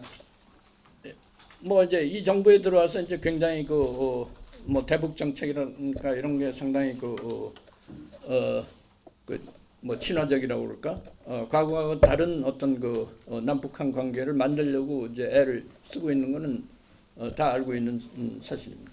그런데 문제는 이것이 어떤 원칙과 전통과 이런 국제 관계에서의 어떤 국가 간의 정책을 추진하고 실현할 수 있는 국제 관계의 행위자로서의 역할하는 여러 차원에서의 문제를 해결하는 것은 국내 정치나 정책 역량은 다른 문제라고 생각을 합니다. 그렇기 때문에 이거는 한국의 경우에서는 대북 정책에 있어서는 저는 개인적으로 굉장히 전통적인 한미 관계라고 할까 동맹 관계가 굉장히 중시되는 게 필요하다는 생각을 해요. 왜냐하면 남북한의 통일 문제라고 하는 것은 우리가 아무리 하고 싶어도 할 수 없는 어떤 국제 관계에 의한 제약이라고 할까 하는 것이 너무나 분명하고 우리가 역사적으로 그걸 경험한 것이 고려되지 않으면 안 되고 현실적으로 한국의 민족주의가 실현될 수 없는 이런 제약을 우리가 이해하는 것이 굉장히 필요하기 때문에 이건 설명드리려면 상당히 복잡한 문제지만 간단히 제 의견만 얘기하면 하여튼 그런 겁니다. 말하자면 한미 동맹 관계를 축으로 해서 냉전 시기에 한국의 이 방위 체계나 하여튼 외교 관계의 기반이 되고 기본이 됐던 한미 동맹 관계 그리고 한미 동맹 관계가 중시되고 중심이 된다 그러면 한일 관계도 마찬가지로 중요하다는 것을 강조하고 싶어요. 세 번째로는 경제 정책의 결정과 경제 운영 방식. 이것도 복잡한 문제지만 제 개인적으로는 한국의 경제라고 하는 것이 지금 뭐 다 아시다시피 우리가 이제 하여튼 뭐 10위 안에 10위권을 맴도는 이런 정도로 세계 경제 선진국이 된 거는 다 아실 겁니다. 그런데 이 경제를 운영하는 방식은 과거 60, 70년대 권위주의적 산업화 시기에 국가와 대기업과 또는 중소기업 간의 관계하고 차이가 하나도 없는 관계가 그대로 한 세대, 두 세대 가까이 유지가 되고 있다는 것이 문제라고 보는 거죠. 말하자면 세계의 선진국, 경제 선진국의 대열에 합류하게 된다면 경제를 운영하는 방식이나 규범이나 내용도 달라져야 된다고 생각을 하는 거죠. 그렇다면 이 기본적으로 경제 이 대기업과 기업들이 국가의 관치 경제적 영역과 바운더리로부터 이제 자율적이 돼야 된다고 생각합니다. 그러니까 맨날 정부에 의해서 정부가 바뀔 때마다 거기 줄 서가지고 세계적인 대기업들이 거기에 이제 어떻게 잘 좋은 관계를 만들려고 이런 종류의 관계는 좀 없어졌으면 좋겠어요. 그래서 하여튼 대기업들이 이렇게 되려면 대기업의 사용자 단체, 말하자면 정경련을 제대로 된 정경련을 만들고 뭐 상공회의소라든가 하여튼 기업 단체들을 만들어서 대기업이 정책을 제안할 수 있고 정부 정책과 상의할 수 있고 협력할 수 있는 이런 자율적인 구조로 만들지 않으면 안 되고, 이렇게 되려면 기업들이 법을 지켜야 되고 노사관계를 민주적으로 해결할 수 있는 능력을 가져야 된다고 봅니다. 이게 안 되고 그러니까 계속 정부의 하여튼 약점 잡혀가지고 하여튼 상하관계를 면치 못하게 되는 이런 이제 구조가 지금 계속되고 있는 이런 거는 좀 바뀌어져야 되지 않을까 이런 생각을 하는데, 제가 이 말씀을 드리는 거는 앞으로 정당 간 경쟁, 지금 뭐 대선도 가까우고 그러지만 이 대선이 대통령만 덜렁 선거하는 건 아니지 않습니까? 그러니까 그걸 다 서포트하는 이제 정당들이 있는 거고 정치 세력이 있는 거고, 그렇다면 사람만 내걸고 이렇게 경쟁할 것이 아니라 과거 같은 이념을 되풀이 내걸고 할 것이 아니라 제가 지금 얘기하는 이런 틀에서 좀 변화된 한국 이 경제의 조건, 정치의 조건을 대표하고 대안을 제시할 수 있는 원칙과 이념과 비전을 제시할 수 있는 거, 그리고 세계의 변화를 제대로 좀 이해하고 여기에 대응할 수 있도록 해야 되는 거, 이러기 위해서는 적어도 제가 지금 제시한 이 세 영역에서만큼은 좀 뭔가 미래의 비전을 가지고 경쟁하는 이런 선거가 됐으면 좋겠고, 이것이 말하는 촛불시 이후에 막 헝클어진 이런 정치를 좀 뛰어넘을 수 있는 이런 변화의 계기가 됐으면 좋겠다는 것을 말씀드리고 여기서 마치도록 하겠습니다. 감사합니다.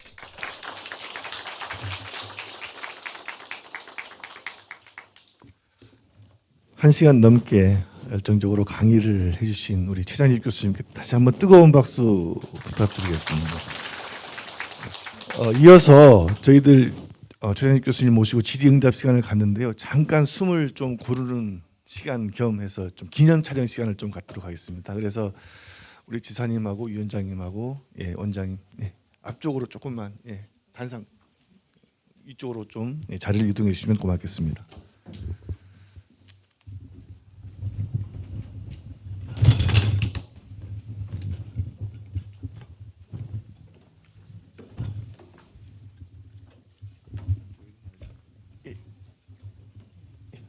올라오시죠.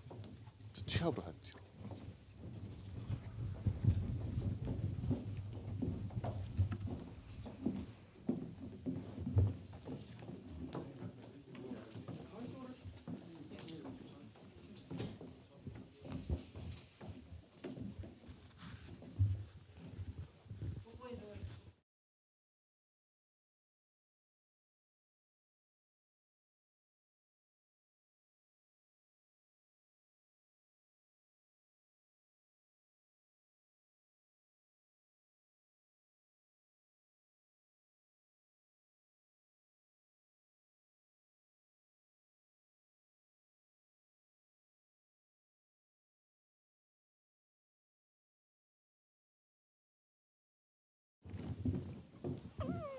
예, 그 귀한 말씀 정말 잘 들었습니다. 공부가 많이 됐습니다. 민주주의는 정말 알면 알수록 참으로 소중하지만 또 어려운 제도다 이런 생각이 들게 됩니다. 새삼. 특히 그 최장집 교수님께서는 그 한 세대간 유지되어 왔던 진보 보수 또 보수 진보의 정당 간의 일종의 협약이 존재하면서 민주주의적인 정치 질서에 일정한 역할을 해왔는데 이 운동권적 민주주의관이 득세하면서 예컨대 촛불 혁명은 이제 국민적인 어떤 여망에 기초했다고 볼 수 있겠습니다만 그것을 촛불 시위를 촛불 혁명으로 어떤 일방적인 해석이 필요 이상의 정치적 갈등을 가져왔다. 이 진보적인 학자로서 그런 평가를 하신다는 것을 보고 다소 좀 놀란 바도 있었습니다. 그런 면에서 80년대 그 운동권에 투신해서 민주주의를 싸워왔었죠. 민주주의를 위해서 싸워왔던 그리고 민주주의의 성취에 일정한 기여를 함께 했었던 그 세대시죠. 원희룡 지사님이 오늘 최장직 교수님 특별 강연을 들으면서 어떤 소회가 들었는지 좀 먼저 좀 궁금합니다. 예. 선생님의 강의를 이렇게 1시간 가까이 여기 칸막이가 돼 있으니까요. 마스크 좀 벗고 편하게 말씀을 해주시면 어떨까 싶습니다. 직접 들은 것은 저로서는 개인적으로 처음입니다. 물론 영상이나 이런 건 봤지만 근데 상당히 그 많은 걸 생각하게 했고요. 또 그걸 꿰뚫는 그런 뭐랄까 그 깨달음 같은 거를 저는 얻었다고 생각해요. 그걸 간략하게 말씀드리면 이런 것일 수 있을 것 같아요. 우선 우리 한국의 민주주의는 어떤 아까 말씀하신 것처럼 좋은 헌법 하에서 왔지만 중간에 그게 잘 안 지켜지고 특히 군사 독재에 의한 여러 가지 선거나 민주주의 여러 가지 제도들이 억압돼 왔었잖아요. 그래서 거기에 대해서 대항하는 민주화 운동이 사실은 80년대 민주화를 이루었고 그 이후에 사회 전 분야로 이게 확산되고 결국은 지금 권력의 집권에서 권력의 핵심에까지 들어가 있는데 저는 이게 어떻게 보면 투쟁 또는 대항으로서의 민주화였기 때문에 군사 독재와의 싸우는 과정에서는 큰 힘을 발휘했지만 그 민주화 이후의 민주주의를 그 만들어 나가는 그 내용과 거기에 대한 어떤 그 가치를 자기들이 좀 실천할 수 있는 이런 부분에 좀 약점이 있는 게 아닌가. 이러다 보니까 내로남불의 문제라든가 무능의 문제라든가 편가르기 문제가 나오는 게 아닌가 이런 식으로 생각을 하고 있었는데 오늘은 그 선생님의 말씀을 들으면서는 이것은 민주주의에 대한 이해하는 관점의 문제가 될 수 있겠다. 아까처럼 최대 민주주의라는 거에다가 좋은 건 다 쓸어 담고 그거에 신념하고 있는 사람들이 이 중심이 돼야 되고 여기가 권력을 잡아야 되고 나머지는 끌고 갈 수 있어야 되고 변화의 대상이다라는 게 사실은 그 얘기를 듣다 보니까 40년 전에 운동권이 똑같이 이런 생각을 했거든요. 그래서 이런 최대주의적으로 접근하느냐 아니면 이거를 민주주의라는 건 최소 미니멀리즘 이런 식으로 접근을 하고 거기에 대한 내용이라든지 그걸 통해서 우리 사회의 어떤 갈등이라든가 다양한 그 생각들이나 선택들을 결정하는 것은 우리 그 사회의 경제적인 발전, 우리 시민들의 발전, 그리고 여기 내에서 열려 있는 그런 민주주의 내에서의 정치적인 경쟁을 통해서 그게 결정이 되도록 그걸 열어주는 게 맞다. 민주주의라는 건 최소주의적으로 이해되고 나머지는 열린 자세로 접근해야 된다라는 그런 제 나름대로는 그 느낌을 받았고요. 뭐 그런 게 우리 선생님께 주신 정확한 뜻인지 뭐 그것도 저는 궁금하긴 합니다만은 그런 점에서 아마 이건 뭐 누가 옳고 그르다라는 게 아니라 우리 한국의 민주주의가 앞으로 정말 그 촛불 이후에 그러니까 민주화 이후의 민주주의뿐만 아니라 촛불 이후에 제대로운 민주주의를 우리가 어떻게 이해를 하고 그런 면에서 서로 경쟁하고 협력하는 질서를 앞으로 가야 되는가 그런 점에서 저로서는 굉장히 느끼는 게 많았고요. 저로서는 깨우침을 주신 그런 강의가 아니었나 이렇게 생각합니다. 정말 감사합니다. 네, 이제 우리가 이제는 좀 차분하게 촛불 이후의 민주주의를 이제 성찰해야 될 때가 아닌가 이런 그런 소감을 말씀해 주셨습니다. 그 최상익 교수님 말씀을 좀 집약하자면 이제 운동권적 민주주의는 좀 퇴장할 때가 된 게 아닌가 저는 이렇게도 이해가 됐는데요. 그리고 우리가 정당 중심의 건강한 대의민주주의로 회복되어야 하는 게 아닌가 이런 말씀을 하신 걸로 저는 이해가 됐습니다. 하지만 다른 한켠에서는 이제 선거 때만 되면은 뭐 요즘 농담으로는 뭐 별을 본 사람들이 등장을 하기도 하고 인물 중심의 제3지대론 뭐 이런 얘기들이 계속해서 선거 때마다 나오곤 합니다. 우리가 진짜 정당 중심의 대의 정치 체제라는 것이 보수, 진보, 보수 모두를 위해서 과연 정착될 수 있는 것인지 또 정착되려면 어떻게 해야 되는지 어려운 질문인지 압니다만 또 여쭤보지 않을 수 없습니다. 교수님께 좀 답변을 부탁드리겠습니다.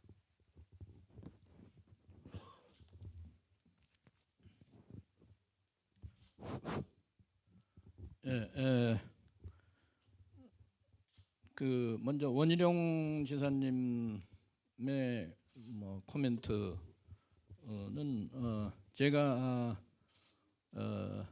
강연을 통해서 말하고자 했던 것을 뭐 너무 정확하게 짚어 주셨다고 봅니다. 그래서 제가 엉성하게 말은 했는데 역시 이 청년 시절부터 머리 좋기로 유명하신 이제 우리 원 지사님이 이해가 아주 정말 정확하시구나 하는 걸 다시 한번 느꼈습니다. 그럼 뭐 지금 말씀하신 그거야말로 바로 제가 얘기하려고 했던 것입니다. 네. 그리고 두 번째는 김사엽 우리 이 원장님 제3지대 문제는 이제 현실 정치적인 문제이기도 한데요. 결국 뭐 제3지대냐 아니면 정당 정치의 뭐 개선 내지는 이제 개혁이냐 하는 문제는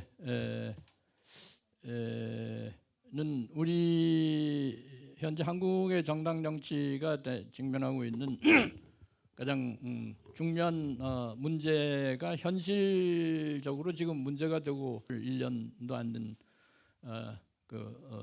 앞둔 시점에서 생각하게 되고 또 그게 현실 공론 언론이나 공론장에서 이제 현실 문제로 나타나고 있는 문제이기도 하죠. 근데 그거는 이제 한국 정당이 그동안에 이 기대 현실적으로 제가 지금 기존의 두 대표적인 우리나라의 보수 진보를 대표하는 정당의 지속이냐 개혁이냐 아니면 뭐 제3지대가 필요하다는 얘기는 제3의 어떤 정치 세력의 정당 세력화 내지는 정치 세력화냐라고 하는 문제에 대한 이게 더 바람직하다라고 대답할 만한 입장도 아니고 제가 또 알지도 못합니다. 그러나 이 질문에 깔려 있는 어떤 문제에 대해서만 짚어본다면 기본적으로 제3지대론이 제기되는 것은 제가 앞선 강연에서 이제 촛불 시위 이후에 한국 정치의 위기라고 그럴까 하는 것이 주제였는데, 그러한 것을 배경으로 놓고 볼 때는 기존의 이 두 정당들이 이 촛불 시위 이후의 정치에 어떻게 대응을 바람직한 대응을 하느냐 하는 문제를 생각해 본다면, 제 생각에는 지금 이 정부 여당이 스스로 개혁을 해서 다른 정당으로 다른 정당이라기보단 훨씬 더 이 비판적인 요소를 많이 함축하는 민주당으로부터 그동안의 비판을 통해서 제기된 문제들을 수용하고 당의 개혁을 통해서 좀 더 좋은 민주당으로 거듭나는 이런 선택을 스스로 할 수 있느냐라고 하는 문제를 생각하게 되는데, 저는 지금 정부 여당이 그걸 스스로 하기는 상당히 어렵다는 생각을 일단 하게 됩니다. 왜냐하면 권력을 가진 정당이 과연 스스로 변할 수가 있느냐 하는 문제라고 보는데요. 그거는 굉장히 어려운 문제라는 생각이 들고, 지금의 뭐 민주당의 체제나 진영으로 볼 때, 행동 양식으로 볼 때, 또 그 구조로 볼 때에 상당히 회의적인 생각이 많이 듭니다. 그러면 다른 한편 그렇다고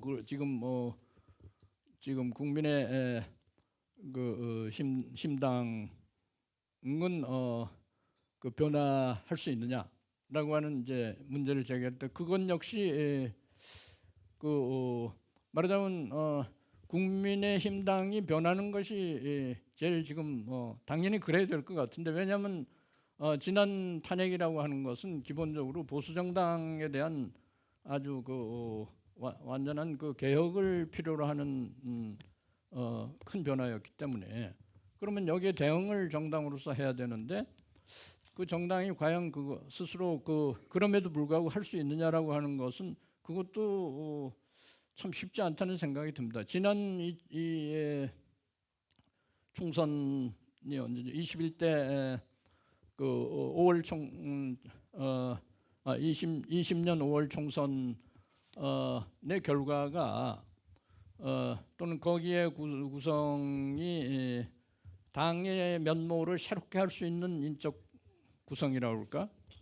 이게 과연 이루어졌느냐 하는 거를 되돌아보면 별로 그런 것 같지도 않고, 그런 속에서 어떤 개혁적인 그룹들이 그 당내에서 출현해 이제 형성돼서 뭔가 당을 쇄신할 수 있는 그거를 내부로부터 만들어낼 수 있느냐 하는 문제가 거기도 만만치는 않은데, 내용적으로 본다면 변화할 수 있는 건 야당이 변화할 수 있는 가능성은 더 높다고 봅니다. 이 권력을 갖지 않은 사람은 스스로 생존해야 하고 뭔가 하여튼 권력을 잡기 위해서라도 변하는 게 뭐 당연하다고 보는데, 그것도 만만치가 않은 것은 기존에 우리가 보통 정치학에서는 폴리티컬 클래스라고 하는 표현을 쓰는데, 이제 정치 계급, 뭐 말하자면 지역구면 지역구 또는 어떤 확실한 지역 기반을 갖는 정치인들이 폴리티컬 클래스가 돼가지고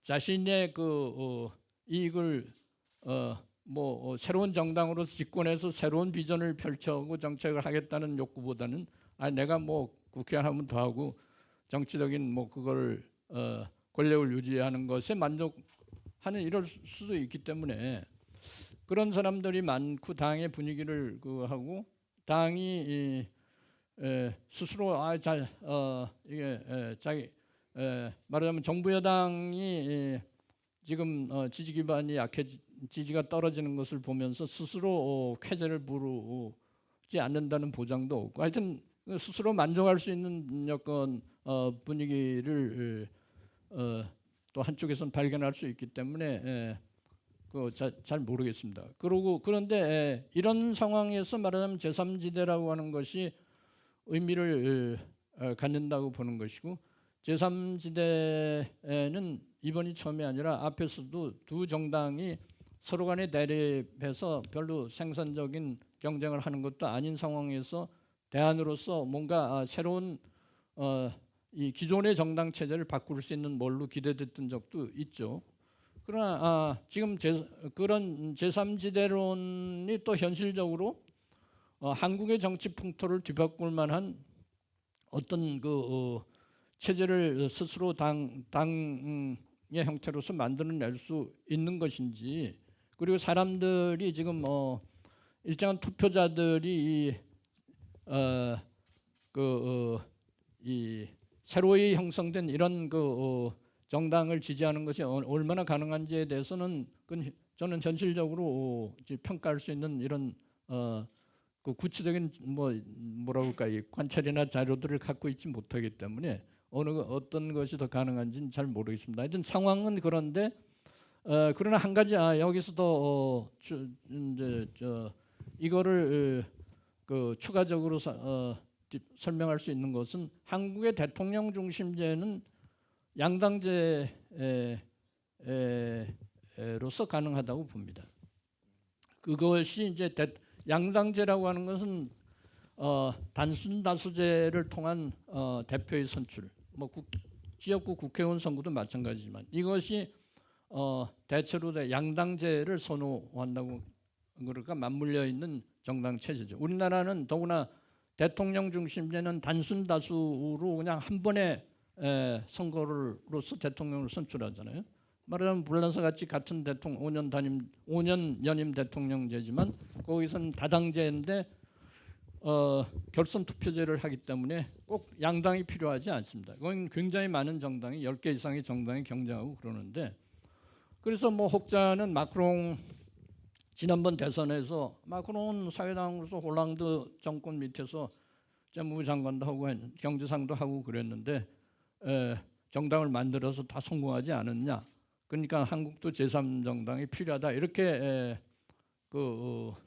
말을 하는 것을 듣는 경우도 있었는데, 그렇죠. 한국은 그거는 다르다고 봅니다. 불란서의 마크롱과 한국이 앞으로 누군가 제3지대를 통해서 출연할 수 있는 후보가 직면하게 되는 선택은 양자 두 정치 세력 간의 보수 진보를 대표하는 세력 간의 경쟁이지, 어떤 이상적인 기존의 정당 이 보수 진보의 갈등을 뛰어넘어서 다른 보다 한 단계 높은 수준에서 새로운 균열을 대표할 수 있는 그거를 선택할 만한 상황은 가능성 희박하다고 봅니다. 그 점에서는.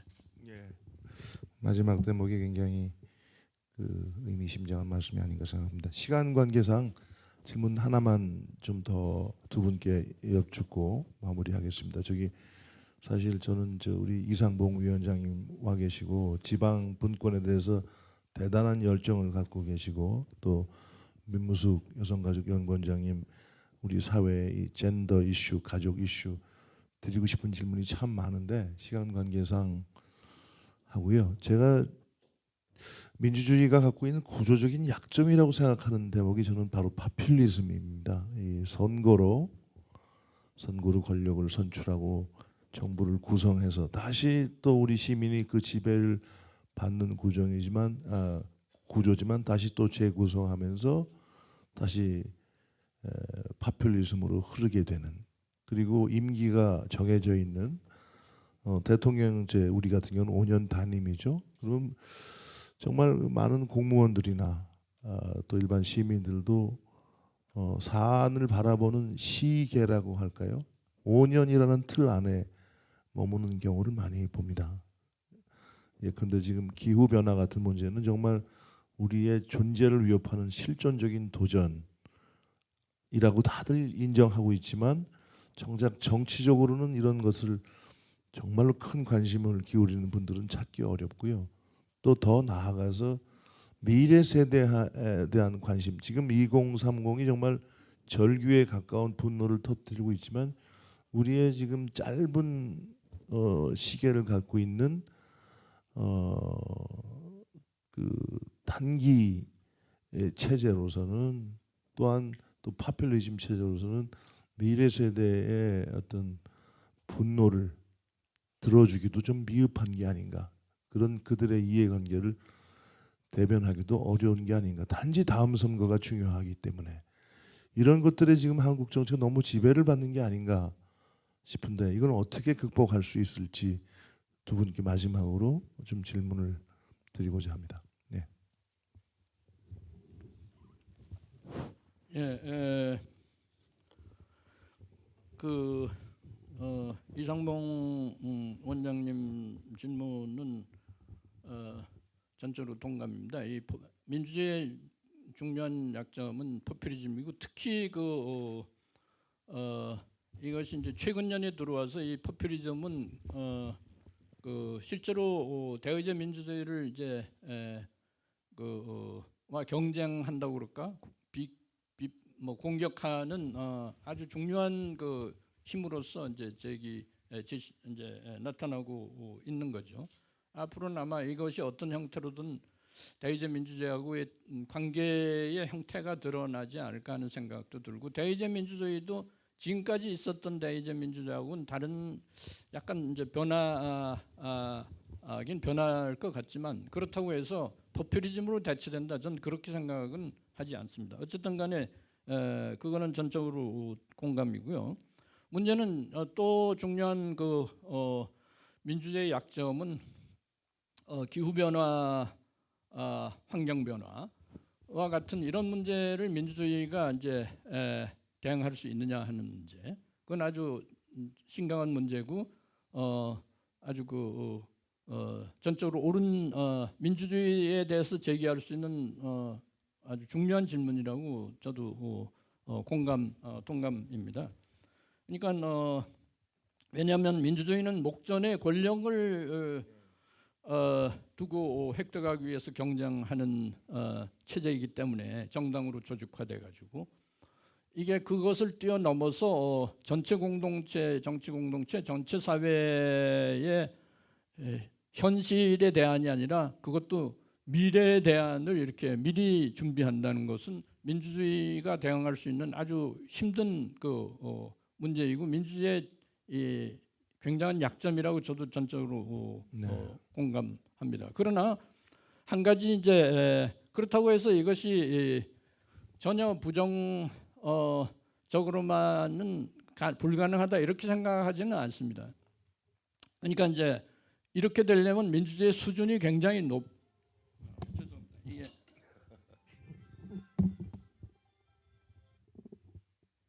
죄송합니다. 이렇게 되려면 민주주의 수준이 굉장히 높아져야 되겠죠.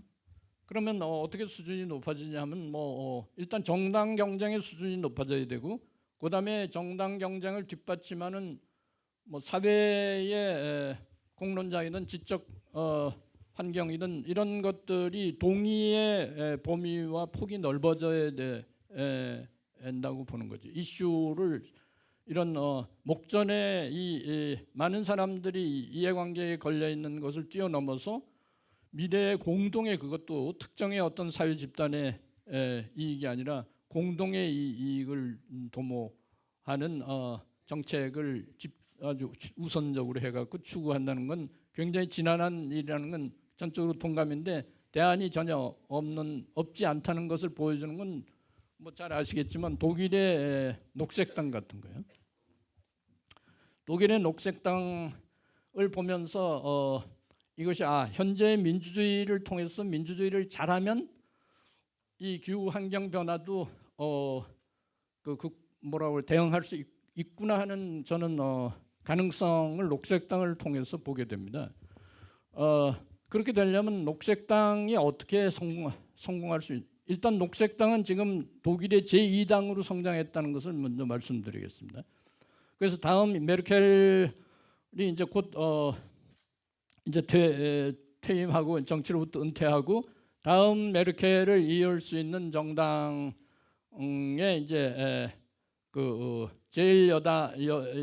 제1당이 기민당이 계속해서 되느냐 아니면 어떤 녹색당이 일반 투표에 말하자면 여론조사에 2위이기 때문에 이건 놀라운 현상입니다. 그동안에 독일의 2등은 3인당이었습니다. 그러니까 기민당과 사민당은 우리의 진보 보수처럼 두 기축 정당으로서 전후 독일을 이끌어왔던 정당이고, 우리가 독일이 연정을 만들 때는 기민당 아니면 사민당 둘 중에 하나가 다수가 될 때 이게 중심이 돼서 다수를 만들기 위해서 다른 군소 정당을 연합해서 한 다수를 만드는 게 독일의 지금까지의 현상이었습니다. 최근까지요. 근데 앞으로 나타나는 현상은 작은 정당들이 연정을 통해서 정부를 구성할 수가 있어요. 왜냐하면 녹색당이 제2정당이 될 가능성이 있습니다. 그렇다면 녹색당이 사민당이든 어떤 다른 다른 정당과 연대해서 연정을 구성할 수가 있을 가능성도 있습니다. 그리고 지금 현재 녹색당의 지도자들이 제가 최근 뉴스를 봐서 이름은 모르겠는데 여성 후보가 지금 녹색당의 지금 대표로서 이제 지금 총선에 이제 출마하는 이런 뉴스를 최근에 봤는데요. 두 남자 대표 하나, 여성 대표가 유명합니다. 어쨌든 간에 그럼 녹색당이 어떻게 이렇게 성공할 수가 있었느냐라고 하는 거죠. 그러니까 녹색당은 말하자면 운동권 정당입니다. 수백 개의 운동단체들이 모여서 정당을 만들어서 문자 그대로 기후 환경 변화를 하고, 녹색당은 기후 환경 변화에 대해서 이걸 당론으로서 제일 그걸로서 제시했던 것으로만 중요한 것이 아니라 이거를 자본주의 생산 체제의 문제로서 이제 연결시켜서 노동 문제라든가 여러 생산 체제 전체를 이 문제하고 연결시켜서 그걸 했습니다. 그런데 이 녹색당의 정책은 이거하고 그다음에는 평화.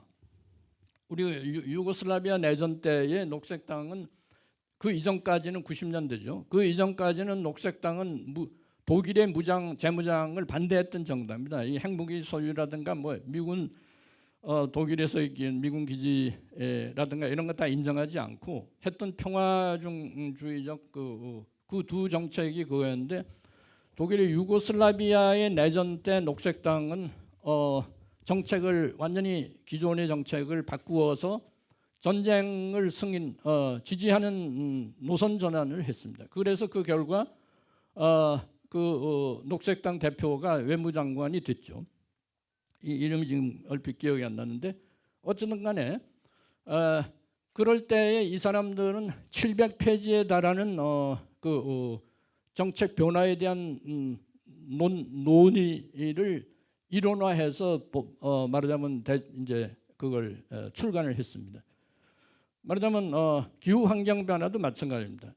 그 일관되게 독일의 녹색당은 80년대에 창당된 이래 한 번도 변하지 않고 그거를 쭉 탐구했는데, 제가 독일의 베를린에서 한 학기 안식년으로 베를린 대학에 있었는데 굉장히 놀랐던 것은 기후 환경 변화에 대응하는 것이 무슨 다음 선거에서 이거고 그다음 우리의 정책은 이거고 그다음 선거에서 이거다는 정도가 아니고, 이미 20년 전부터 하여튼 녹색당이 나오면서부터 그것이 정책으로 푸시해서 메르켈이 그거를 정부 때에 수용해갖고 법제화를 시작해갖고요. 독일의 건축법부터가 이제 바뀌어집니다. 말하자면 제가 있었던 독일 대학에 베를린 대학의 건물이 있다면 이 건물은 냉온망을 하지 않습니다. 일단 문을 열고 들어가면 두 개 내지 세 개가 하여튼 이 문을 열고 들어가는데, 여름에는 들어가면 지하에 들어가면 시원해. 에어컨 안 켜고 전기를 쓰지 않기 때문에. 그다음에 이 겨울에는 온방 안 하고요. 건축법을 그렇게 안 하도록끔 그 다음부터 짓는 건물에다는 다 그 건축법을 적용하는 거죠. 그리고 하여튼 모든 환경 변화를 체계적으로 기민당 메르켈이 녹색당의 정책을 이걸 수용을 했기 때문에 기민당 정책으로서 그걸 추진했고, 지금은 녹색당이 실제로 자기의 정당의 그걸로서 이제 그걸 하는 겁니다. 말하자면 그건 하나의 사례에 불과하지만 어쨌든 그렇게 해서 독일은 지금 아마 유럽에서는 가장 기후 문제에 대해서 선진적이고 체계적인 그걸 정당 정치를 통해서 실현하고 있는 거죠. 근데 우리나라의 경우 문제는 그걸 추구할 수는 있다고 보는데 다음 선거가 일단 제일 중요하고 그 다음 선거 지나면 잊어버리거나 어디로 가버리고 어떤 정당이 어떤 정책 그걸 세우면 왜 그런지에 대해서 정책 보고서 하나 없고 그것만 덜렁 이제 해서 이게 정책 그 슬로건으로 내걸고 말입니다. 이런 식으로 이제 하는 거죠. 예를 들어서 우리나라 정의당이다. 그러면 정의당이 그런 거를 할 수 있지 않습니까? 독일의 녹색당 같은. 근데 정의당의 그거는 뭐 여러 가지 그 이슈들을 그것도 중요하겠지만 그보다도 하나의 이슈를 집중적으로 그래서 그거를 왜 그러냐를 설명할 수 있어야 된다고 봅니다. 그러면 거기에 관련된 많은 이슈들이 나올 거 아닙니까? 뭔가 그런 새로운 정당의 모델은 시간을 필요로 하는 것이고 일관된 정말 어떤 그것이 필요한데 우리의 경우는 지금까지 그런 거를 시도한 이렇게 볼 수 있는 정당이 없었기 때문에 뭐라고 말할 수는 없는데 지금 김 원장님 말씀하시는 기후변화가 민주주의를 통해서 전혀 대항할 수 없는 이슈라고는 녹색당을 보면서 저는 그렇지 않다고 이제 생각을 하게 됩니다. 네, 감사합니다. 이 민주주의는 그 여러 가지 취약점이 있음에도 불구하고 스스로를 고쳐 나갈 수 있는 또 엄청난 잠재력이 있는 우리들의 중요한 제도가 아닌가 생각합니다. 오늘 다시 한번 그 특별 강연해 주신 최정길 교수님께 감사드리고요. 우리 제주연구원의 미래를 위해서도 아주 훌륭한 가르침을 얻었다고 생각합니다. 감사합니다.